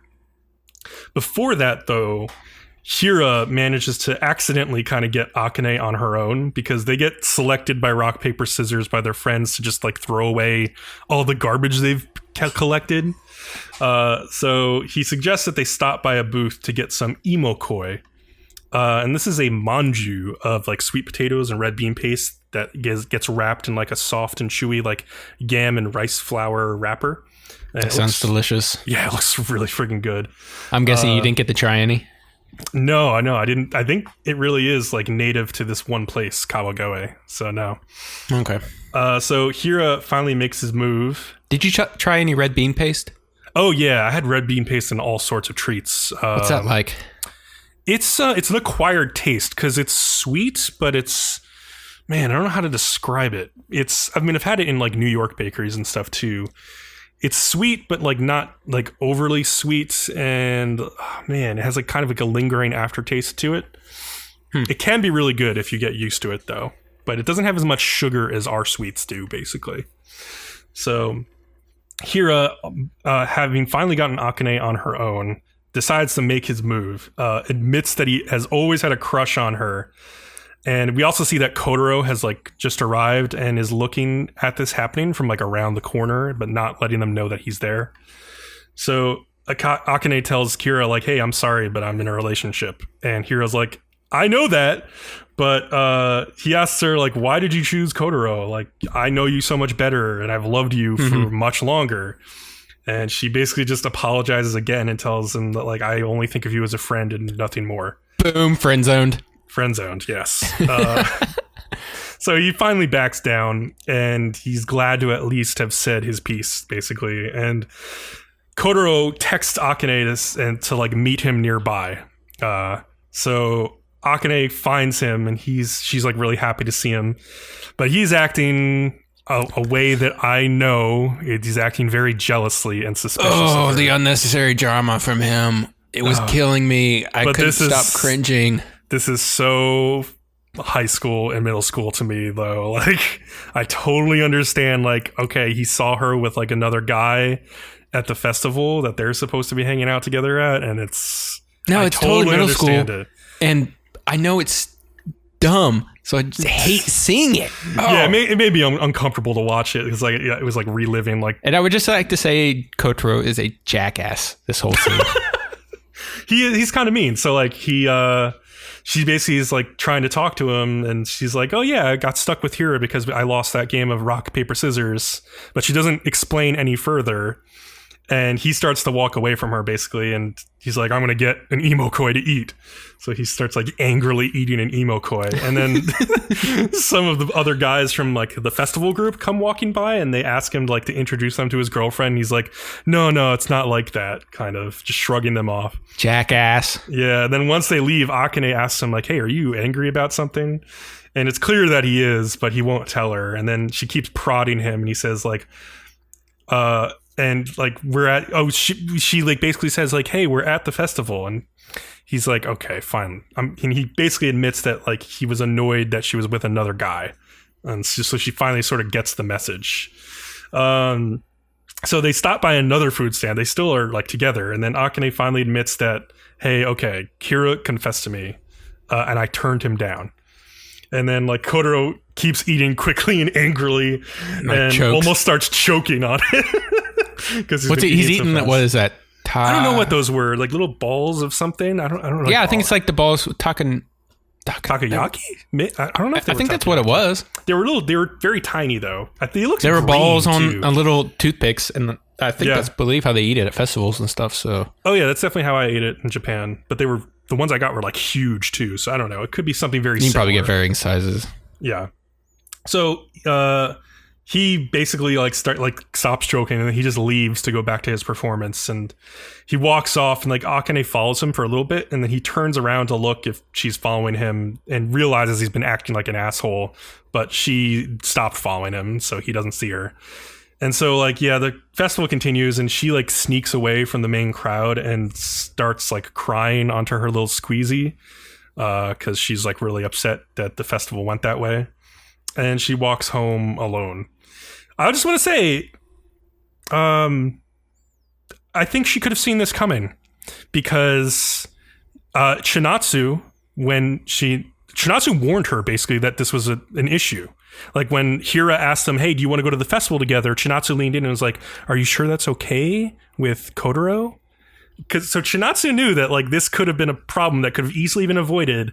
And I think we can't lay the entire blame on Kotaro for being an asshole, because Akane was also a little bit thoughtless here in like not realizing that like, hey, if I'm seen by Kotaro with Hira at this festival, he might feel jealous about that. Like, it's a consideration she could have made. But hey, they're all in middle school, so it's obviously going to go happen this way. So that's all I'm saying. So anyway, they both go back home, and Kotaro is like staring at his phone, and he doesn't know what to say. And he like he punches his light switch so hard that it turns off, and then he like trips down into bed, and he like curls up and like starts making like weird noises, like he wants to basically scream, but he can't because it's nighttime. Yeah. So Akane is like also like anxiously lying in her own bed, and so she can't text him either. The next day at school, at this point I was like, Kotaro, just fucking tell her, just send her a message, and all you have to say is, I was sorry how I behaved earlier. Yeah. So much done in that one sentence. Yeah. Oh, God. Yeah. It's hard to navigate these things, though, because then like Akane could say like, oh, I'm mad at you anyway. And then like, okay, then it's like a whole thing. So and then he's like, you're right. You should be mad at me. You're talking like a much more mature person. That's why I can't watch these young people do stuff. It's so cringy, and not the good cringe I like. I'm just like, oh, God, stop. End the show. So they keep their distance from each other at school, basically. We see Kotaro in the library, and he's looking at like this book about like Kome private school. And he sees the squeezy that Akane gave him. He starts squeezing it, and he kind of smiles and feels a little bit better. That was kind of funny. And then, so Akane goes to the cram school office later, and she's looking through the books about different high schools, and then she sees that there's one about Kome on the shelf, which doesn't really make sense because they're far away from there. Like, why would the cram school have it? And she asks the like advisor, and she says, oh, somebody requested that book. And so she realizes who requested it, and she like starts running off. She takes the book with her. So she finds Kotaro walking home, and she like gets in front of him and stands there, and he's like, what's up? And she shows him the book on Kome and asks like, are you the one who requested it? And he's like, okay, fine. He tells her like, yeah, I decided for myself that I'm applying there, and then I'll do whatever I have to do to convince my parents. And he tells her like he's thought about his future and has decided that he's serious about wanting to be with her. I laugh because he's a middle schooler, but yeah, and not to mention he's been an ass to her this whole time. Yeah, but like, yeah, I don't know. He's coming clean now, finally, about how he feels about this. Like, so I mean, part of the reason why he was an asshole is because he feels so weird about this whole situation where she's going to be leaving, and he doesn't know what to do about it, basically. So that's part isn't of it like why. a 2-hour commute for him too? Yeah, it's like over 2 hours. Heck no, dude. Yeah, wow. That's crazy. I know people who do that for work, though. So it's not like unheard of, but it's crazy to do that. So I just want to say this is coming from a guy who lives 3 minutes from his job. Yeah, that's really nice. If my car didn't start, I would just be late 10 minutes to work. God, that's nice. So, but that's mainly because I used to live out in the country, and it was a 30-minute drive. Oh, yeah. So, yeah, I love living close to work. 2 hours. I don't know what I would do with my day if I lost 2 hours. Listen to podcasts. So Akane runs up and like starts crying into Kotaro's shirt, and they both apologize to each other. And she's like, I thought you hated me. And she looks up from crying, and then she like launches a kiss at him, which I thought was super cute. And he's like really surprised. He kind of like looks around. He's like, "Oh God, what happened?" And I at this part I was like, what? Are we not going to explain his behavior the other day? I think she deserves a better explanation. I think he's getting off too easy. Yeah, I think they both kind of understand that like things could have gone better, and like they understand what was happening, and she's forgiving him for being jealous and stuff. So, yeah. I think she can also kind of identify because she was jealous of him with Chinatsu. So, like, she understands where he's coming from. It wasn't this bad, though. It wasn't that bad. So, it's pretty bad for Chinatsu, though. So, There was one short, and it was really bad. So it was called Sakura and the Graduation Album. I think I can explain it for you. Oh, okay. If you want to just take it then, because I didn't understand it at all. So, and they straight up said it, but it's kind of put off. But it just, like you have written, it involves Kotaro finding out that Sakura was also in the literature club because they're all getting together to take a picture. And he says in the episode, in that little series, he's like, man, I didn't know so many people were in the literature club didn't come to the club, because whenever we see him there, it's only him. But there's like 8 of them. Oh, right. Okay, yeah, that makes sense. And then like he says something to her, and he's like, you're in the literature club? And she looks at him like, you have a problem with that? Like, you have a problem with me ditching the club? I think that's what it was about. It was just him being surprised, like, I thought I was actually the only one in it. Okay, that makes sense, because they like linger on the picture of like so many people in the literature club. So that makes sense. Yeah, like there was like 8 of them, and like watching the show, we've seen that like he's been the only one who ever shows up. Okay. Yeah, I thought that was an interesting, if like uncomfortable and cringy episode at times. Oh god, yeah. Because in Japan, it's frowned upon if you're not part of a club of some kind. Oh, that too. Yeah, that's true. So yeah, you want to move on to the next one? Mm-hmm. So Fridays, we got Rage of Bahamut, Virgin Soul. And great series. Yes. And episode 11 was really great because it focused a lot on one of our favorite characters. So, and I feel like the next episodes, or if not the next one, the one after it, we're going to get like super battle heavy, like the end of the last Rage of Bahamut happened. Like it's just building up to it. For sure. And Rita is a badass. Yes. So episode 11 is called Declaration of War. So Nina and John are starting their escape from the prison. And so Nina like climbs up through some bars in the ceiling and barely gets her like ball and chain through the gates, which leads to this funny shot where like she's pulling it up towards her and like the iron ball is the only thing blocking her upskirt, which is kind of funny. So John then like has like a prison guard pass by who's like, hey, what are you doing? And she kind of like talks her way out of it, just saying like, oh, I didn't realize like you called break time. Yeah. And like the guard walks away, and then like Nina like lifts her up to the ceiling, and the guard turns around and realizes like what the hell is she talking about? And just like, they're escaping, and blows a whistle. So meanwhile, in heaven, Gabriel is ready for the ritual to set free El, or Muguro's divine power. And she tells him that in order to live the quiet life that he wants with his mother, he's going to need to become the world's savior first. And he's going to need to restore peace and stability and set the humans back on their right path. So El basically agrees. And then Gabriel starts this ritual. And there's this pretty cool transformation sequence where El is transformed back into having blonde hair and re-sprouts his angel wings and stuff. Finally explains to me what was going on with his hair. Wait, how did it explain it? Because when he got his power back, it turned back to blonde. So he's blonde because of his powers. Oh, so when she clipped his wings, his hair was dark. Yeah, so like he got the dark hair, and then probably by losing his powers, his hair just like died and stopped growing. So maybe that's like our official headcanon now. So he kept the black hair because his new hair wouldn't grow back because of his angel powers being gone. That's or it's just his powers made him blonde because I don't know. Blonde is, Hitler. Master race or something. I don't know. Hitler master angels. Oh god. So El is transformed back, and yeah, so he also gets his voice back when he's transformed. And Gabriel asks him how he is, and he says, "I will take back my mother," basically. So it turns out that John has been like adding to his sketch of a map of the prison ever since she got there. So she has a plan to get out, but they have to make it past like a highly guarded elevator. And Nina's like, don't worry, I can take him. And John's like, what are you talking about? And she's about to tell her, her secret, except some guards, like patrols, come by and they have to run. Then, meanwhile, outside the prison, up on the roof, a guard is surprised to turn around and see our favorite little zombie girl, Rita, standing behind him. Yep. And he starts to ask, hey, little girl, where are your parents? Before she punches him in the face, straight up knocking him out. Love it. She like takes out several more guards before coming up to the prison elevator, which is guarded by like a whole line of people. And then Rocky, like her little, disembodied hand, gives her a thumbs up, and he has a plan. So Rocky starts Kaiser's old hand. Yeah, Kaiser's old hand starts creeping up the floor towards the guards.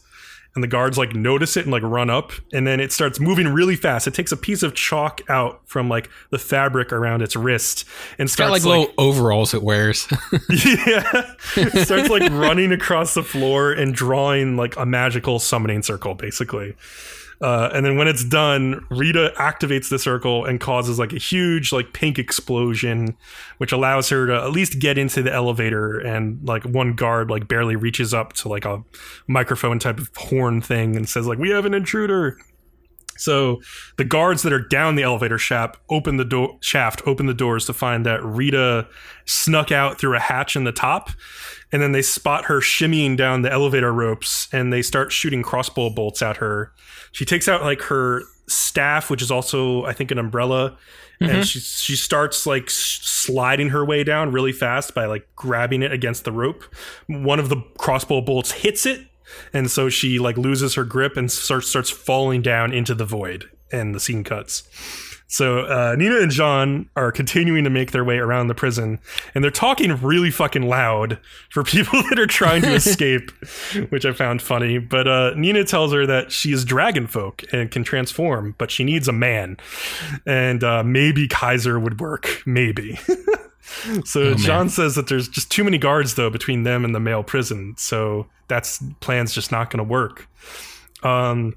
And then Nina's like, "Oh, by the way, there's a cute little spider on your shoulder." Loved it. And John looks, and it's like this like pretty nasty looking spider, and she almost screams, but Nina covers her mouth while like a guard walks around right above them.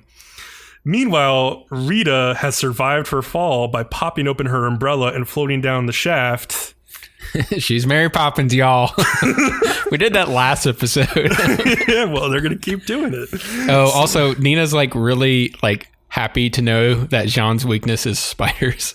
Oh yeah, she's like, "Oh, it's so cute. I know that you're like a normal girl like me now." Yeah. So yeah, Rita spots some of Cherios's Onyx guard. They're speaking to this man with like a gray beard and gray hair, and he's telling them like, "I need more time to complete it." And Rita wonders like, I wonder what Cherios is up to. Building some type of weapon underground, apparently. Yeah.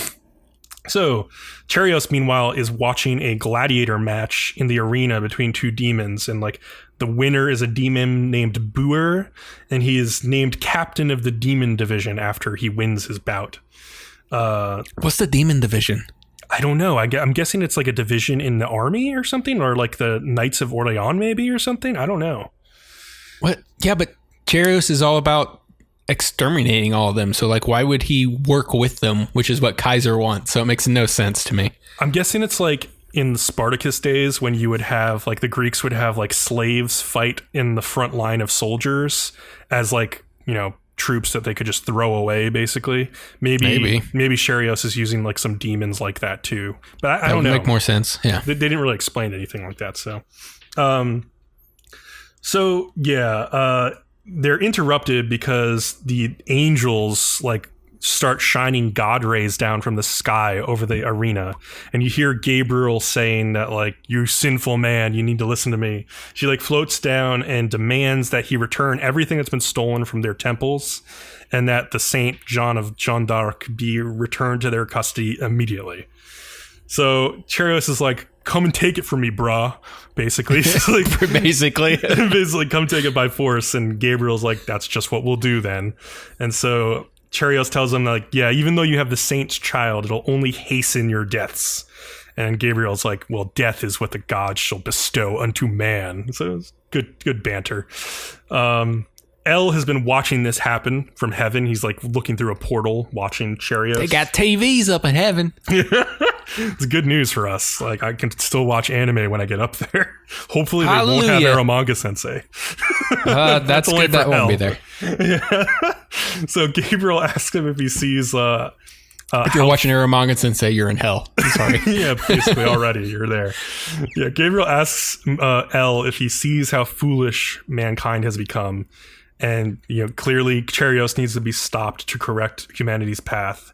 And he's also holding his mother. So El says, like, "Okay, I will perform this duty," basically. So some angry citizens are protesting Cherios and demand, like, because they saw what the gods did, and they're demanding that he not go to war with them because it's just going to lead to a lot of death and destruction again, and that he should return Jeanne d'Arc to heaven. But Charios's like soldiers put down the resistance by force. They're like beating the shit out of them. Yeah, and there's like a couple of onlookers who are like, oh, I hope Nina's like smiling in her prison cell. Like, and then we cut to Nina, who's like smiling, crawling after John, and like talking about the spiders. And then they get like close to the elevator, and Nina's like, okay, it's time to like break out my moves. She like climbs up, and she uses like a mixture of kicks with like the ball and chain that are on her ankle and like breakdancing moves to like take out a bunch of soldiers. And as I'm watching this, I'm sitting here thinking, this show has longer fight scenes than Recreators, because I remember you last week complaining. You're like, man, they'll just do a quick fight, and then they keep going again, and then that's I eventually. I talk about this in our next thing because I'm like, you didn't get your wish. I'm sorry, BCom. It's still bad. Yeah, at least the Recreators was slightly better about that. But yeah, I totally agree. Like, this was like a nice, long, drawn out, well choreographed, like cool fight scene where she whoops a bunch of soldiers' butts. And this creates enough of a distraction that Jeanne is able to get to the door of the elevator. She goes to open it up, and standing inside are Charios and like 4 of his Onyx Guard. And he's like, dun, dun, dun. He just like looks at her and smiles. And he's like, almost, but playtime is over. So Charios tells Jeanne that the gods have declared war, and that they will likely use her child to fight that war. And if he does fight, he's just going to die with the rest of them. So he basically offers her one final chance to swear her fealty to him if she will convince her son to not fight and prevent this war from happening in the first place. So Jeanne asks him, like, why would you even offer this? And Charios explains it's for political reasons, basically. If a saint joins his side, the citizens who are resisting him will, like, forget all of their delusions about, like, the gods and will support Charios again and not rise against him. So Nina, though, yells at Charios. He's like, stop picking on Jeanne. You always pick on people. And Charios walks up to Nina, and she already starts to blush a bit. And then he asks if she's enjoying her time in prison. And she yells like, no, of course not. And he asks him like, oh, why are you escaping? And she says, no reason. And then she like, her stomach growls. And he's like, oh, you haven't changed a bit. And she looks up at him and looks at his face and realize like, what do you mean? You don't know anything about me. And then she kind of comes to the realization. She sees his face and thinks about Chris's face and realizes, oh crap, I fell in love with Charios. They're the same person. And he realizes that she sees this, and he's like, I hope you'll dance with me again sometime, before he walks away. So Jeanne says that you heard it here, guys. First, for your women to dance with you, you got to keep them imprisoned. Oh yeah, it totally works every time. So Jeanne says like she won't follow Charios, saying she won't betray the gods or the people who believe in her. And he tells the guards to return them to their cells and says he'll slaughter the gods and her son together then. And that's the end. And then after the ED, we see that Rocky is sneakily lifting the keys off of a sleeping prison guard. And then we also see Nina not really able to sleep. She's like struggling, and she's still thinking about Chris and Charios being the same person, what that means for her. But she hears some rustling outside her cell, and she runs to see some bodies on the floor. And then Rita drops down from the ceiling. She smiles, and then Rocky's on her shoulder and gives a thumbs up with the keys in her hand. Loved it. And then the next episode is going to be titled The Great Escape. So I cannot wait for that. It's going to be fun. I hope that Favreau and Kaiser get involved, which I'm sure they will. I was getting ready to say, right at the end of this episode, I'm like, man, we saw nothing of those two. Yeah, I'm guessing that, I mean, they could probably make their way out with just like the 3 of them, like especially with Rita there. But I think Rita's going to say like, no, I'm here to save Kaiser and as well, basically, at least Kaiser. Yeah, because she would be unaware that Favreau is there. So exactly. So yeah, that was a good episode. Yes, it was. It's been a whole good series, really. For sure. Yep. All right, let's move on to Saturdays with Recreators. Episode 10. We know exactly how you think and how you're fighting. Okay. Episode titles are so ridiculous. And Honestly, I don't know where that fit in with this. So Alice shows up, and it's basically right where we left off, and starts attacking Meteora. And so just like looking on terrified, and yes, just stands there and does not make the call that Meteora is asking him to make. He's just standing there terrified. I'm just like, I'm face palming. I'm like, man, Sota's so worthless. He does eventually make the call, but after being paralyzed in fear for, I don't know, 20 minutes or something. But then like, I think she knocked Meteor out or something like that. And then she starts having a one-on-one fight with Yuya when Magane whistles and asks Alice if she would like some help. And Alice doesn't want it, but Magane says, you know, I'll take on Yuya so you can go and focus on Meteor, like calling her like nerdy and glasses girl. Calling her like the geeky girl or something. Yeah. Yeah, stuff like that. So this is when Sota finally makes that call, and everybody else is on their way there. Meteor hits Alice with like a bunch of missiles, but it doesn't even like harm her at all. She's got like this shield on one of her arms. And that's when Alice summons a bunch of knights that can shoot freaking laser beams. I totally thought of Austin Powers when they came out shooting laser beams. I need sharks with laser beams on their head. I was just like, good God.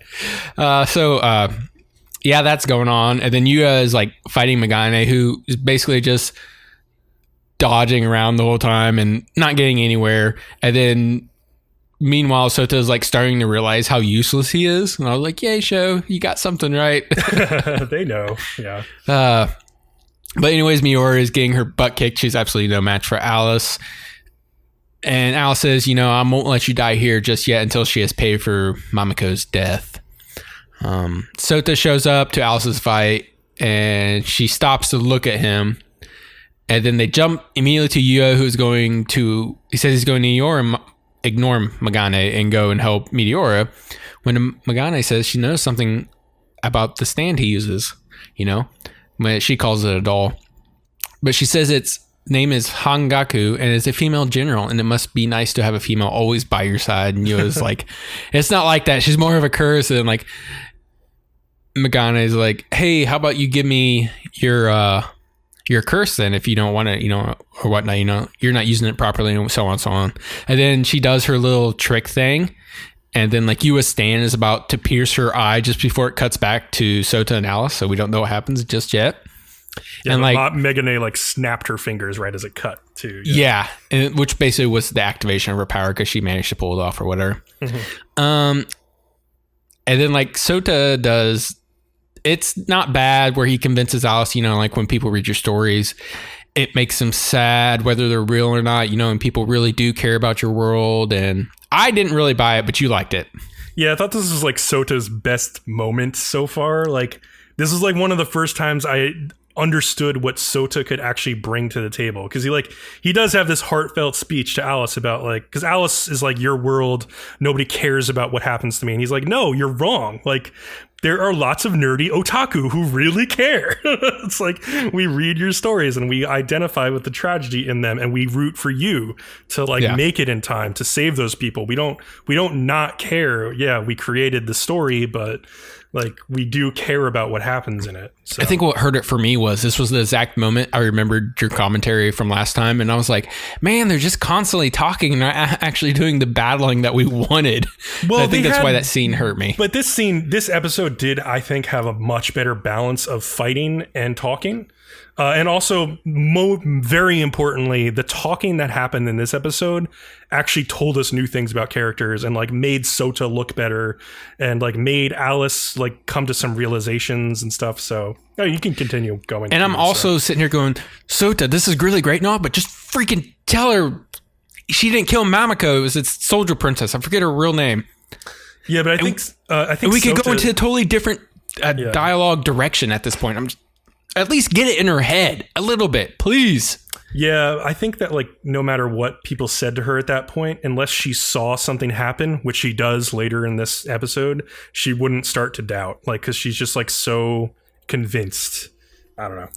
Yeah, but during this, he has like worked his way over to stand between Alice and Meteor. But then like Meteor gets up and tells him, to step aside. And Meteor at least says she would never hurt Mamako because she's the only person who has half a brain in this show. Thank you. That's all I wanted. Just at least, I don't expect it to work, but I expect it to get the seed implanted in her head.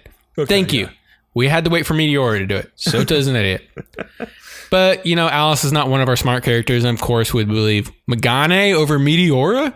Who? Well, who would do that? Well, I mean, I don't know.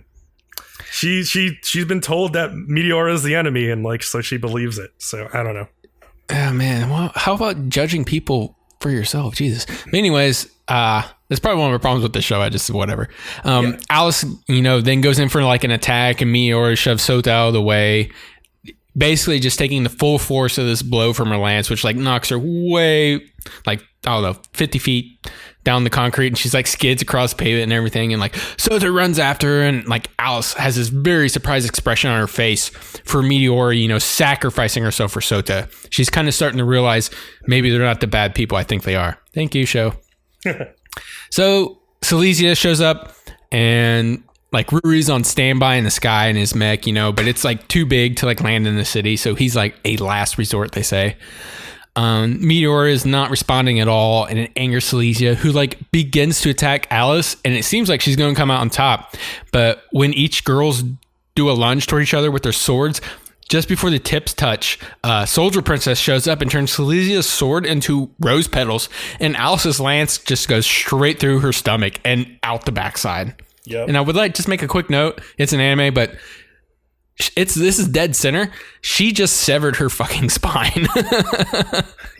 Was it a tiny bit off to the right? But I get what you're saying. It kind of was very central.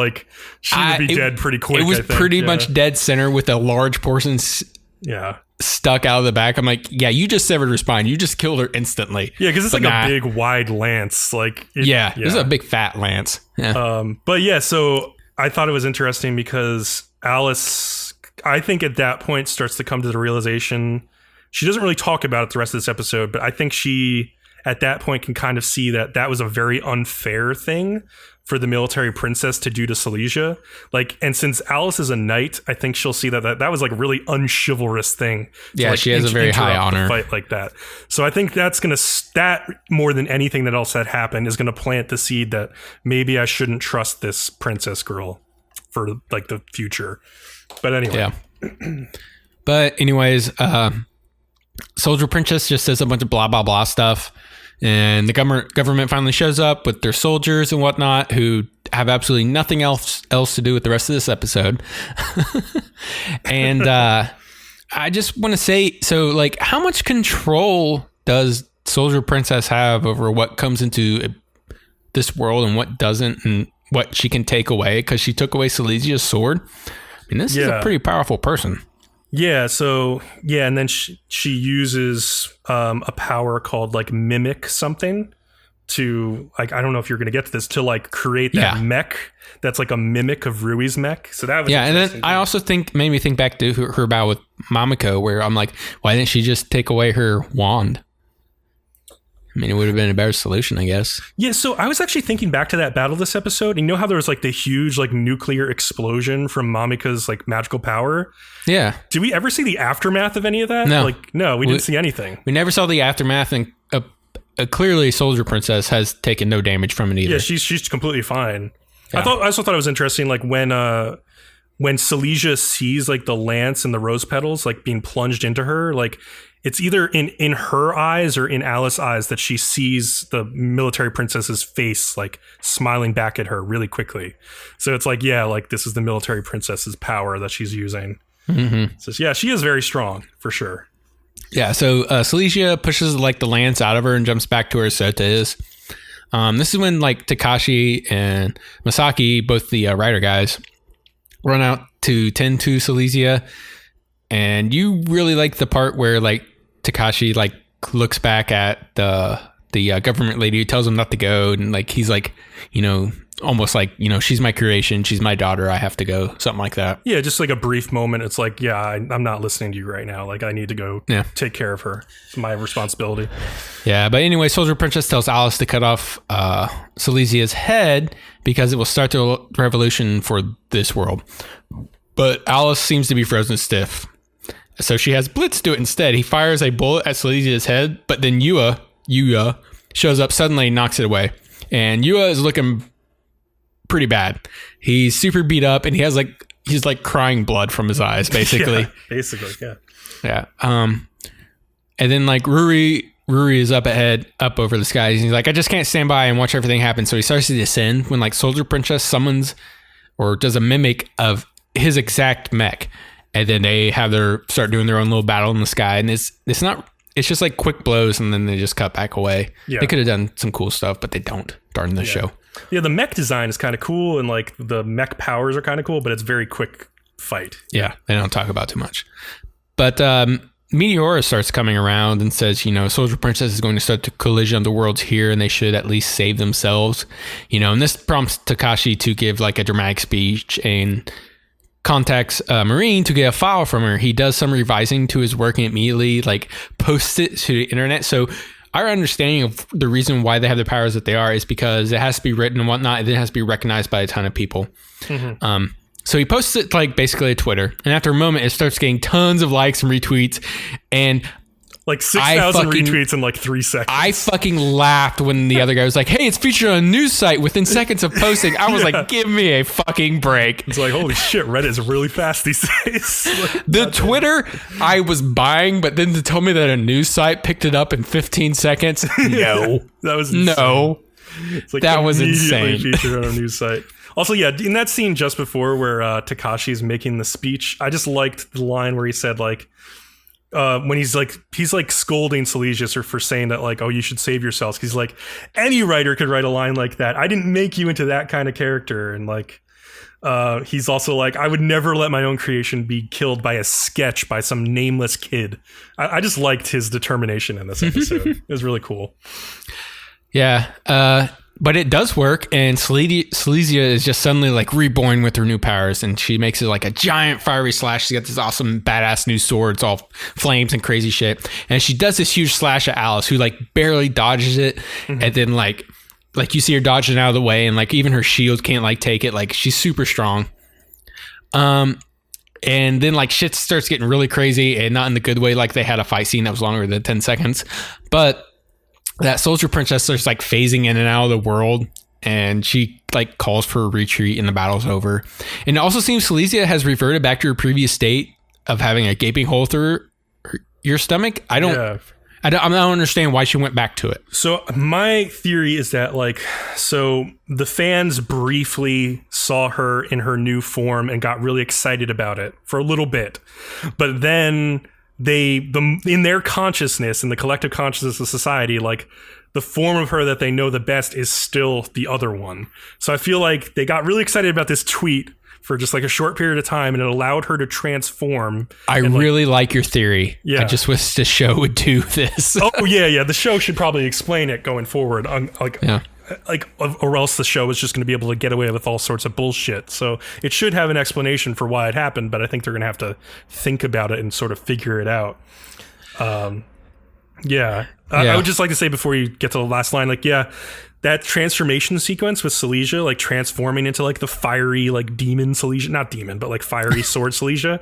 Yeah. Friggin' awesome. And like the music was so good. Like that was some real good Hiroyuki Sawano music right there. I was like, damn, this is awesome. So I think what kills me about this show is it could be so good, but they just keep tripping on themselves constantly. I felt like this episode was a step in the right direction for sure. I know you didn't like all of it, but like there were definitely I think they stumbled in the right direction. Is how I would put it. Yeah, I mean, I can see that. Yeah, I mean, it's been a rough road getting to this point because there've been some bad episodes recently, but this one I liked a lot. So. Yeah, so anyways, we get like a final shot, which is of Megane just being like goofy herself, but she seems to now own Yuya's stand, so it's hers now, so she took it from him. So that's cool. She's like posing with it in the sun or something. She's like, yeah, she's just doing angle. Like goofy poses or something. And all it is just to let us know that she's now in charge of it. That's all it is. Exactly. So yeah, a better episode than the previous ones, I would definitely say. With some pretty cool moments, and at least there was like a lot of showdowns between different characters, even if they were like really brief. We at least got to see them fight each other. So is this only a 12 episode show?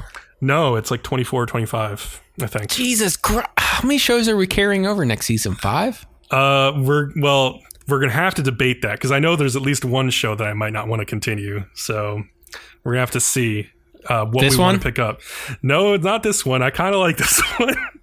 Oh God, this one's more interesting to me than a certain show called Sakura Quest. So yeah, are you kidding me? Yeah, like I think this show is like I liked the Riri arc for sure. Like I disagree with you 100%. If we have to drop something, it's this one, and Sakura Quest is definitely staying. Oh man, that'll be a fun argument then.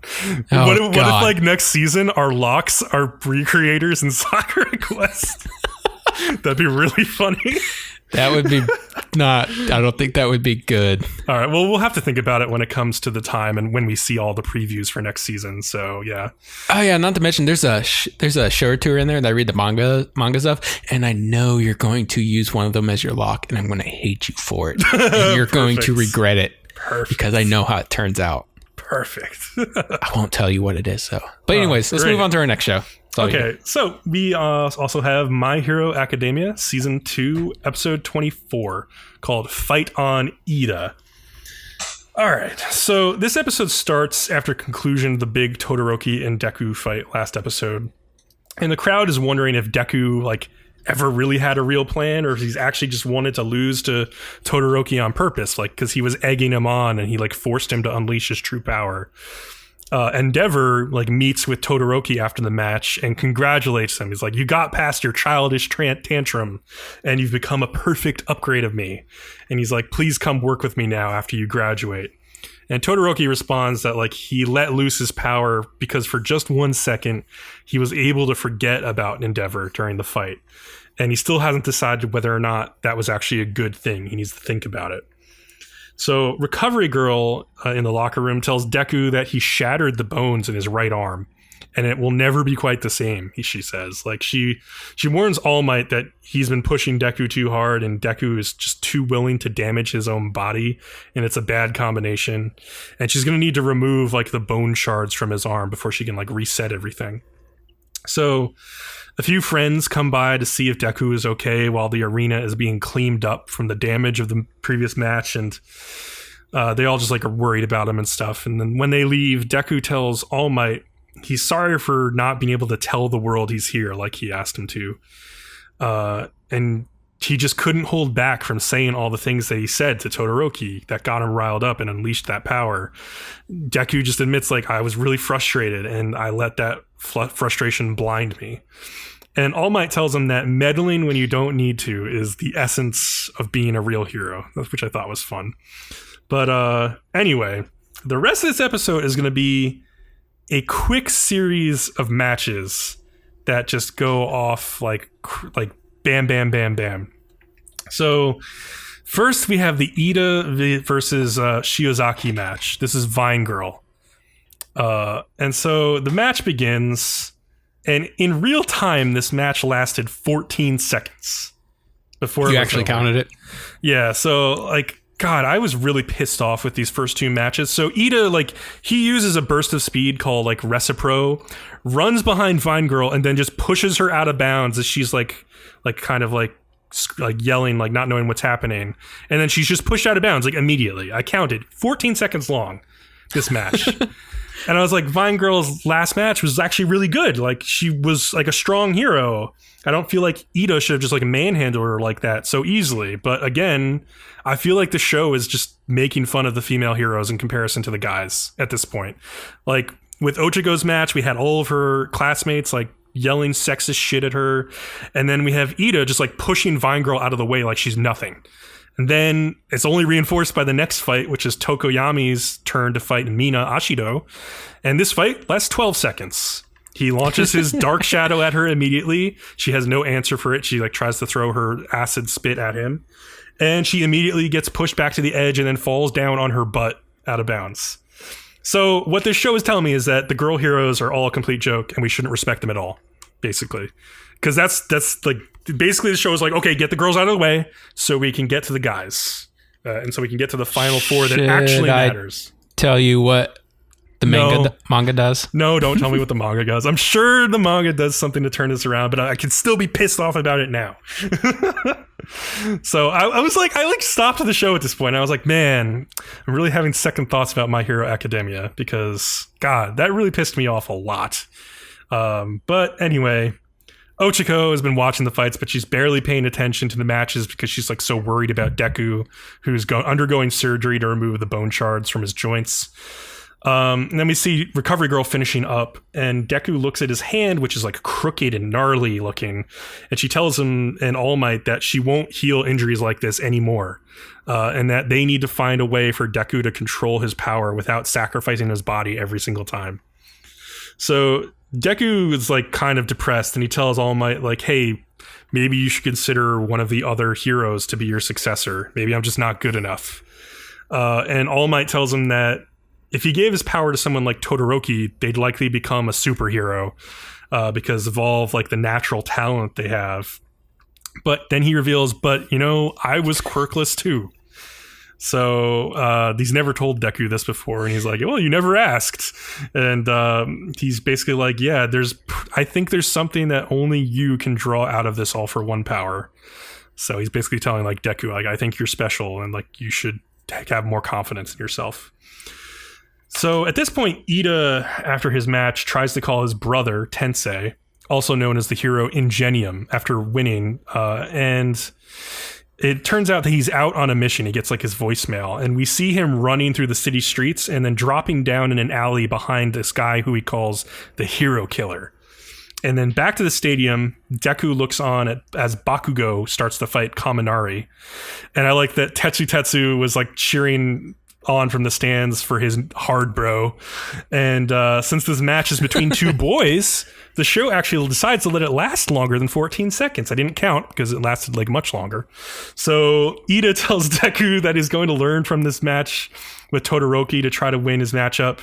He also says that he became a hero to try to be like his brother Ingenium. And this is as we're watching the Bakugo fight. And Bakugo basically finds some cracks in Kirishima's otherwise hard armor by just using brute force and just throwing fire blast after fire blast at him until he's finished off. It's just not really that much strategy to it, except that like he could find an opening in his armor. Well, the big thing was his explosions create light, and that's his weakness. Yeah. So. Well, no, that's Tokoyami. That's the last match. Oh, I'm sorry. Yeah, so but Bakugo beats Kirishima by like basically the hardening quirk. Like it's kind of like we were talking about in Armed Girls Machiavellianism, where like Amo got tired of like hardening her skin after a long time of doing it. It's the same thing. It's just stamina. So yeah, and then the final four matches are going to be Todoroki versus Ida and Tokoyami versus Bakugo. And then we're just moving through these matches like 5 seconds, like so quickly now. It's ridiculous. So Ida is up against Todoroki next, and he immediately starts like using his speed to avoid ice attacks.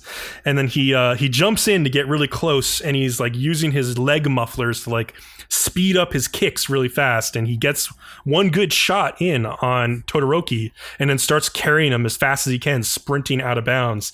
But just before they get out of the bounds, Todoroki like fills up his leg mufflers with ice, which completely stops him. And then he just freezes Ida in place in an ice cube, which immobilizes him, and he wins the match. So Ida is yelling out his brother's name in agony because he wasn't able to live up to his goals. And then we're shown Ida's brother, who is laying face down in the back alley from earlier with his own blood spilled all over the concrete. So the man he called Hero Killer stands over him and says that none of these friggin' pro heroes actually deserve to be called a hero, except for one, and that's All Might, and maybe I'll allow him to kill me. So then we go straight into the Bakugo versus Tokoyami match. And like Leo was saying before, Bakugo launches the barrages of attack attacks at Tokoyami that don't allow his dark shadow to recover, and so he can't go on offense at all. And the light from the explosions also is not giving Dark Shadow a chance to recover. He eventually jumps over Tokoyami, gets behind him, and launches like a big stun grenade attack explosion. And once the smoke clears, he's like holding Tokoyami by the beak, and Tokoyami like gives in, like asks him like, "How did you figure out my weakness?" And Baku's like, "Just from fighting you, I figured it out." And he admits that he's defeated, and he like forfeits the match. So the final two is going to be Bakugo versus Todoroki, as we might have expected. So I think you'll get a big match about this one. Oh yeah. So Ida gets a call from his mom and starts apologizing to her for being weak. He thinks she's calling because he lost his match, but she cuts him off and tells him, no, it's because like a villain got your brother. And it's hard to tell if like his brother's dead or just really badly injured. They didn't really say. So we see that same villain. He's perched on like a higher rooftop, and he's talking about how society is really vain and he's going to make them see something or other. Typical villain talk. And then he's snuck up on by this black formless shape of Kurogiri, who is like one of Tomura's minions that we've met before. And he tells the hero killer, Stain is what he calls him, that they have the same mindset. And then we also see Tomura sitting in his lair, clearly planning some kind of team up with this Stain guy or to use him somehow. And then we find out the next episode is going to focus on the fight between Todoroki and Bakugo to determine the final winner of the sports festival. But yeah, I don't know if I'm making too big a deal out of it, but I was really annoyed at just like how little respect the two remaining girls in the tournament got compared to like the guys that were left over. Like, especially after that last episode with Ochako getting called like a frail girl by her own classmates. Mm-hmm. I was just like, come on, guys. Like, I know this is a shonen, but it's a shonen where you have female and male heroes like in the same class. So a little, like, just an attempt at equality would be great. But I don't know. It's just that when I asked earlier if you want me to tell the manga, I was going to say, do you want me to tell you if it gets any better or not? Do you think it gets better? Yeah. No. It's a solid no. If anything, it may get worse. They get less and less in the picture. That sucks. They keep Gravity Girl around, but she's just like there to like fill in conversation pieces to keep the story going. Otherwise, it's just like super male heavy. She's just there to be what's his name's girlfriend, basically. Yeah, I'm guessing as it goes on. Yeah, Deku's girlfriend. Yeah. Deku's. Yeah, that's really disappointing because I thought when I first started watching the series, I thought it was maybe going a different direction. But now, because of this element of the series, I'm almost thinking about dropping it now because, man, that's really disappointing to me. So, anyway. Yeah. Another show that I'm not thinking about dropping. Attack on Titan season 2. Well, it's getting ready to end for this season, isn't it? I know. Yeah, today, when we're recording this, is actually the finale episode has aired. Yeah, I haven't done that yet. So, anyways, Erwin orders everybody to have the Titans chase after them and follow him. Also, by the way, this is episode 36, Charge. Oh, sorry, Charge. Also known as the funniest episode of anime I may have ever seen. Dude, I watched this and I was just like, what is going on? It's just the shots. But anyways, it also shows that they were like right on Reiner's tail. And then it just cuts the OP. That's all this. It's basically just sort of the quick recap of... It's not the recap. It's like the telling of what happened at the end plus a little bit extra. Yeah. So after our opening, we got Mikasa acting. She's like telling Armin, she's like, super determined to get at Eren, and she'll even kill Ymir if she has to, if she gets in her way. And then we start the funnies. We go to Ymir taking a saliva-covered Krista out of her mouth. Oh my god, it's so goopy. It's so bad. Like, I was just watching this and I'm like, wow. This shot is going to be used in other contexts over and over again. Let me talk about this shot. So we do this on a Google document, and BCom put this picture in here. And because he did it before me, I was typing. It was constantly at the bottom of my screen. So I have this screenshot memorized of like Krista with like her mouth halfway open, stunned, and just looking like she's been bakukied all over. Just, oh god, so bad. Just so bad. Oh, I had to watch this for so long. But then, like, Ymir comes out of the back of her Titan, but is like still attached to it. And she's like apologizing to Krista, and is trying to explain to her why they're doing what they're doing. Krista thinks Reiner and Bertholdt threaten Ymir to help them, but Bertholdt makes a remark to himself that he's like, oh, it's the opposite. Because, Ymir threatened them. Krista says she will help Ymir fight them even if she lets her out of her hand. But, and Ymir's starting to get convinced, but then Bertholdt like points out how close the scouts are and that they could have escaped by now if they hadn't had to wait on her. Ymir ends up still siding with Reiner and tells Krista that the only reason she saved her was for herself. Ymir's reasoning for siding with them is because she killed one of their companions a long time ago, and by helping them, they might be able to make her crimes go away. Also, during the scene, she has this strange line where like it sounds like when she ate their companion, that's what gave her the ability. Yes. And I to think transform. I was already starting to like theorize that. But yeah. I think it's getting even more concrete now. Yeah. Because for whatever reason they have the ability. So like I guess if any other Titan ate any of them, they would gain that ability, I'm assuming. Yeah. Yeah, but Ymir, she pleads for Krista to save her, and Krista replies with, I always said I would be your ally no matter what, There was this funny line mixed in there where like Ymir was like, you should come be with the Titans because they won't tell you like you're better off not being born like, the religious people at the church did. And then Krista responds like, I'm pretty sure the Titans won't be saying that because they'll be too busy trying to eat me. I was laughing my ass off. Yeah, true. So Eren starts to wake up and like he sees the scouts that are beginning their attack on the armored Titan. They're starting to use their little devices to get up on it and stuff like that. And like Ymir grabs one of the scouts and throws him off before like, and then suddenly something takes out of her eyes. Apparently Mikasa did something, and she comes flying in and goes right for Eren and Bertholdt. But then like Bertholdt sees her coming, he like yells for Reiner to protect them. So like he gets on the middle of his collarbone, and Reiner puts both his hands up and over them. And then we get this another scene with like Mikasa and these super crazy ass eyes looking in between the fingers at them. She's like, Bertholdt, let Eren go. Like I'm talking like creepy. I'm looking at this picture and this is just insane. It's just so funny looking, like, and it's so like scary. Scared. It's like something that like if you were to see in real life, you should probably immediately shit your pants because you're like, oh my god. Yeah, it's clearly like meant to say that like Mikasa's there's so like, many memes that are coming off this episode. It's not even funny. Oh, it's crazy. Yeah. Mikasa and her crazy eyes. Whew. Mm-hmm. Okay, where was that? So yeah, we get Mikasa and her crazy eyes, and like Ymir goes for Mikasa, but then she like gets out of the way real quick, and Mikasa decides she will have to kill Ymir first before she can get to them. But then Krista like jumps in the way and tells her not to kill her, and then Krista keeps pleading for Ymir's life by saying she has no choice and will be killed by the other two if she didn't help. Mikasa only cares about one thing, and that's Eren. So seeking compassion from her is a mistake. I liked that. I believe she's that. We understand that about Mikasa, but it's fun to hear her say it like a badass. If the crazy eyes didn't convince you just moments ago.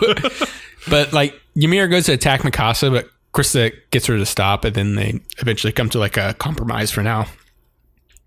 Eren, of course, is being a little dick and just like struggling like hell inside the hands, being as difficult as possible.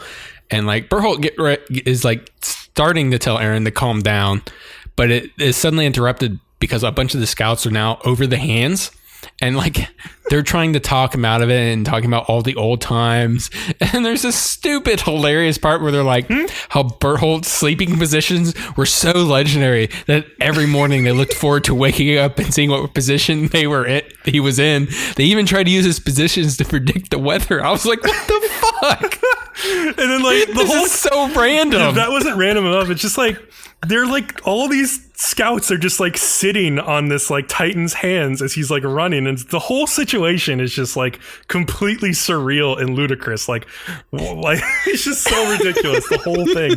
I'm laughing so hard as I'm watching all of this. Oh my god. It was insanity. But then Bertholdt finally grows some balls and like yells at them, who do you think would kill by choice, and what do you think I really wanted to do this?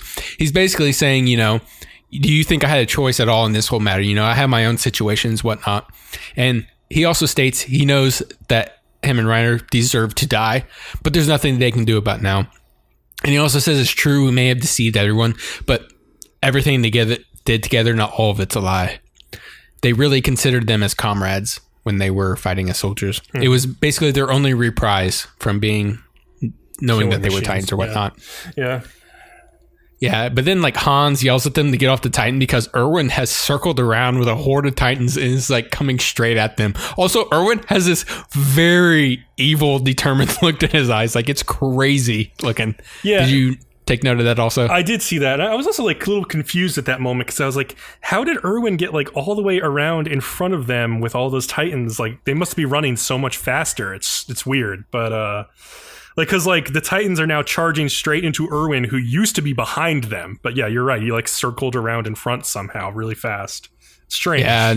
Yeah, I don't think it makes sense because Reiner's been running in one direction the whole time, so he shouldn't have been able to get in the front like that. Yeah, just like, and like, so there's Titans in the front. Yeah, there's Titans in the back. And then like Erwin orders everybody to disperse and get as far away as they can from the Titans. And like the armored Titan just like lowers his shoulder and just charges into the Titans. But he's like brought down and like held down by all the other Titans. And like Ymir actually has to start fighting the other Titans herself. And then like Erwin tells everybody to charge, and get in and rescue Eren and then retreat immediately. And he also has this line where he says, there is no future where humanity can inhabit these lands without Eren. So yeah, I guess he's super duper important. Mm-hmm. And then there's just this quick far away shot of the city police, the ones with the unicorn things. And they're like watching and they're saying like, man, something is wrong with these people's heads. And then like one of them suddenly gets eaten off his horse and the horse turns to the camera with this super derpy look on its face. It's the funniest thing. I lost it at that. So like, yeah, the horse is like looking straight ahead. I can't believe they did this. I'm fucking crying right now. The horse is looking straight ahead, and the scout gets eaten right off his back. The horse doesn't move, and then like slowly the horse turns to look at the camera, and it's just super derp face. It's so good. It's the funniest shit. Oh my god. And then more derpy horse shit happens after that. Like horses start crashing into each other. Oh god, I'm crying, dude. I'm laughing so all over funny. Again at that scene, dude. It's just so out of nowhere. Yeah. Oh man.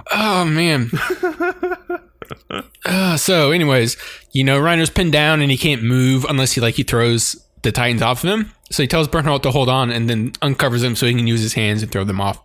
The scouts see their chance and start charging in. Erwin raises his arm and yells charge, but then like this Titan chomps down on his arm and pulls him off of his horse. And then like he's being dragged away and everybody's like super stunned. They're like, holy shit. But like he's hanging from this Titan's mouth being run away. And he's like, you charge down, you go in ahead. And everybody's just like, rawr, and they charge him. It's pretty cray cray.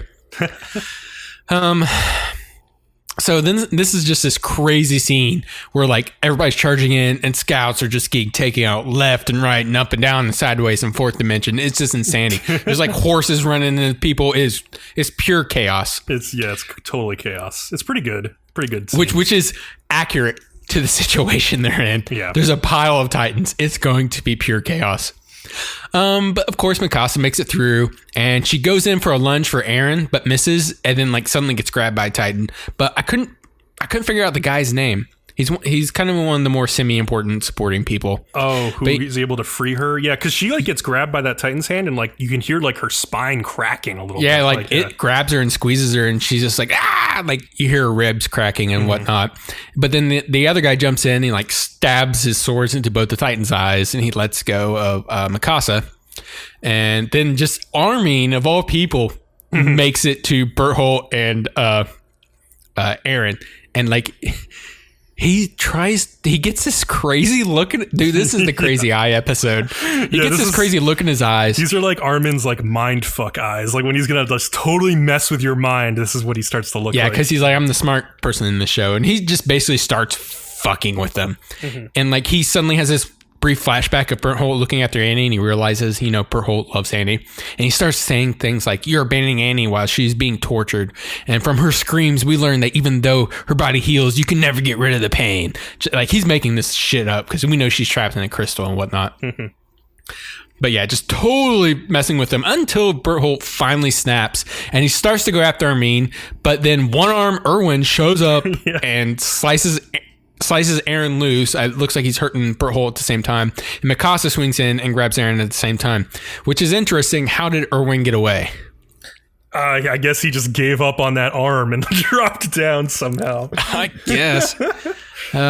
Didn't you also think he was a Titan or something? Who, Erwin? Oh, yeah, I did think that. Yeah, so that's definitely out the window. Yeah, he's definitely not. Because he would be steaming, correct? Yep. Yeah. So Mikasa's got Eren, and they begin the retreat, and like Ymir's pinned down by like another Titan, and like Krista flies in and like slices the back of the Titan's neck, and it's actually her first kill, so yay for her, saving Ymir. But then like Connie and like Potato Girl come flying by, and Connie like grabs Krista on their way by, and she tells them, and she's like, leave me behind, I want to stay with Ymir. And like they don't let her stay because they know that the story that Ymir told her sounds like bullshit. And I think they intentionally chose Sasha and Connie to realize this, because like even the two dumbest people in this show, well, maybe Eren's dumber, but like they even realize that like Ymir is lying to Krista. So Krista, something's not quite right with the story or whatnot. Yeah. And Ymir is also chasing him this whole time, so she's right behind him. In the last ditch effort, like Reiner starts throwing the Titans at him, and he is actually doing a pretty decent amount of damage. Yeah. Like, I mean, you throw these giant Titans down, they're like hitting the ground, they're causing like giant like wind and explosions and stuff like that. And one does end up knocking Eren and Mikasa off their horse. Mm-hmm. And then the show just ends with like them looking up at a Titan walking through the smoke towards them, and it's the exact Titan that ate Eren's mother. Dun dun dun. Yeah, that's interesting. I'm like, how the fuck is that gonna play into things? But yeah, so even at the preview for the next episode, they highlight that. Yeah, they show her specifically, face, like her smiling face. And they specifically say, yeah, they specifically say Eren's confronted and he's frozen in fear of confronting the Titan that ate his mother. So okay, yeah. But man, these screenshots you put on here are so good. I was watching this episode with two friends from the Japan trip, Andrew and Mandy, and we were almost crying from laughing watching this. It was so good. Oh man, I cried reviewing it, just revisiting it. In the Mikasa eye, like I'm just like whatever with the saliva thing, but I had to look at that the whole time I was typing this up because it was right there at the bottom of my screen. But the Mikasa crazy eyes is like super great, but man, that derpy horse face, I'm like, how did that pass? I think I've watched that multiple times. I'm like, the animators knew that this was going to be funny. They knew it had to be intentional. I think like some animator had a lot of empathy for this horse and like had the horse basically turn to the audience and basically say like, this is some fucking shit, isn't it? Like I think we just like a little moment to empathize with these horses. Oh boy, that's good stuff. Is there anything else you want to add to that? No, that was a good one to wrap up this week. All right, everybody. Thanks for listening. Remember to like, follow, and subscribe to us on YouTube to get updates on new podcasts or videos. Our podcast is also available on iTunes, Google Play Music, and other podcast feeds and services. You can also follow us on Twitter @Nerdom and other for updates as well. See everybody next week. Peace.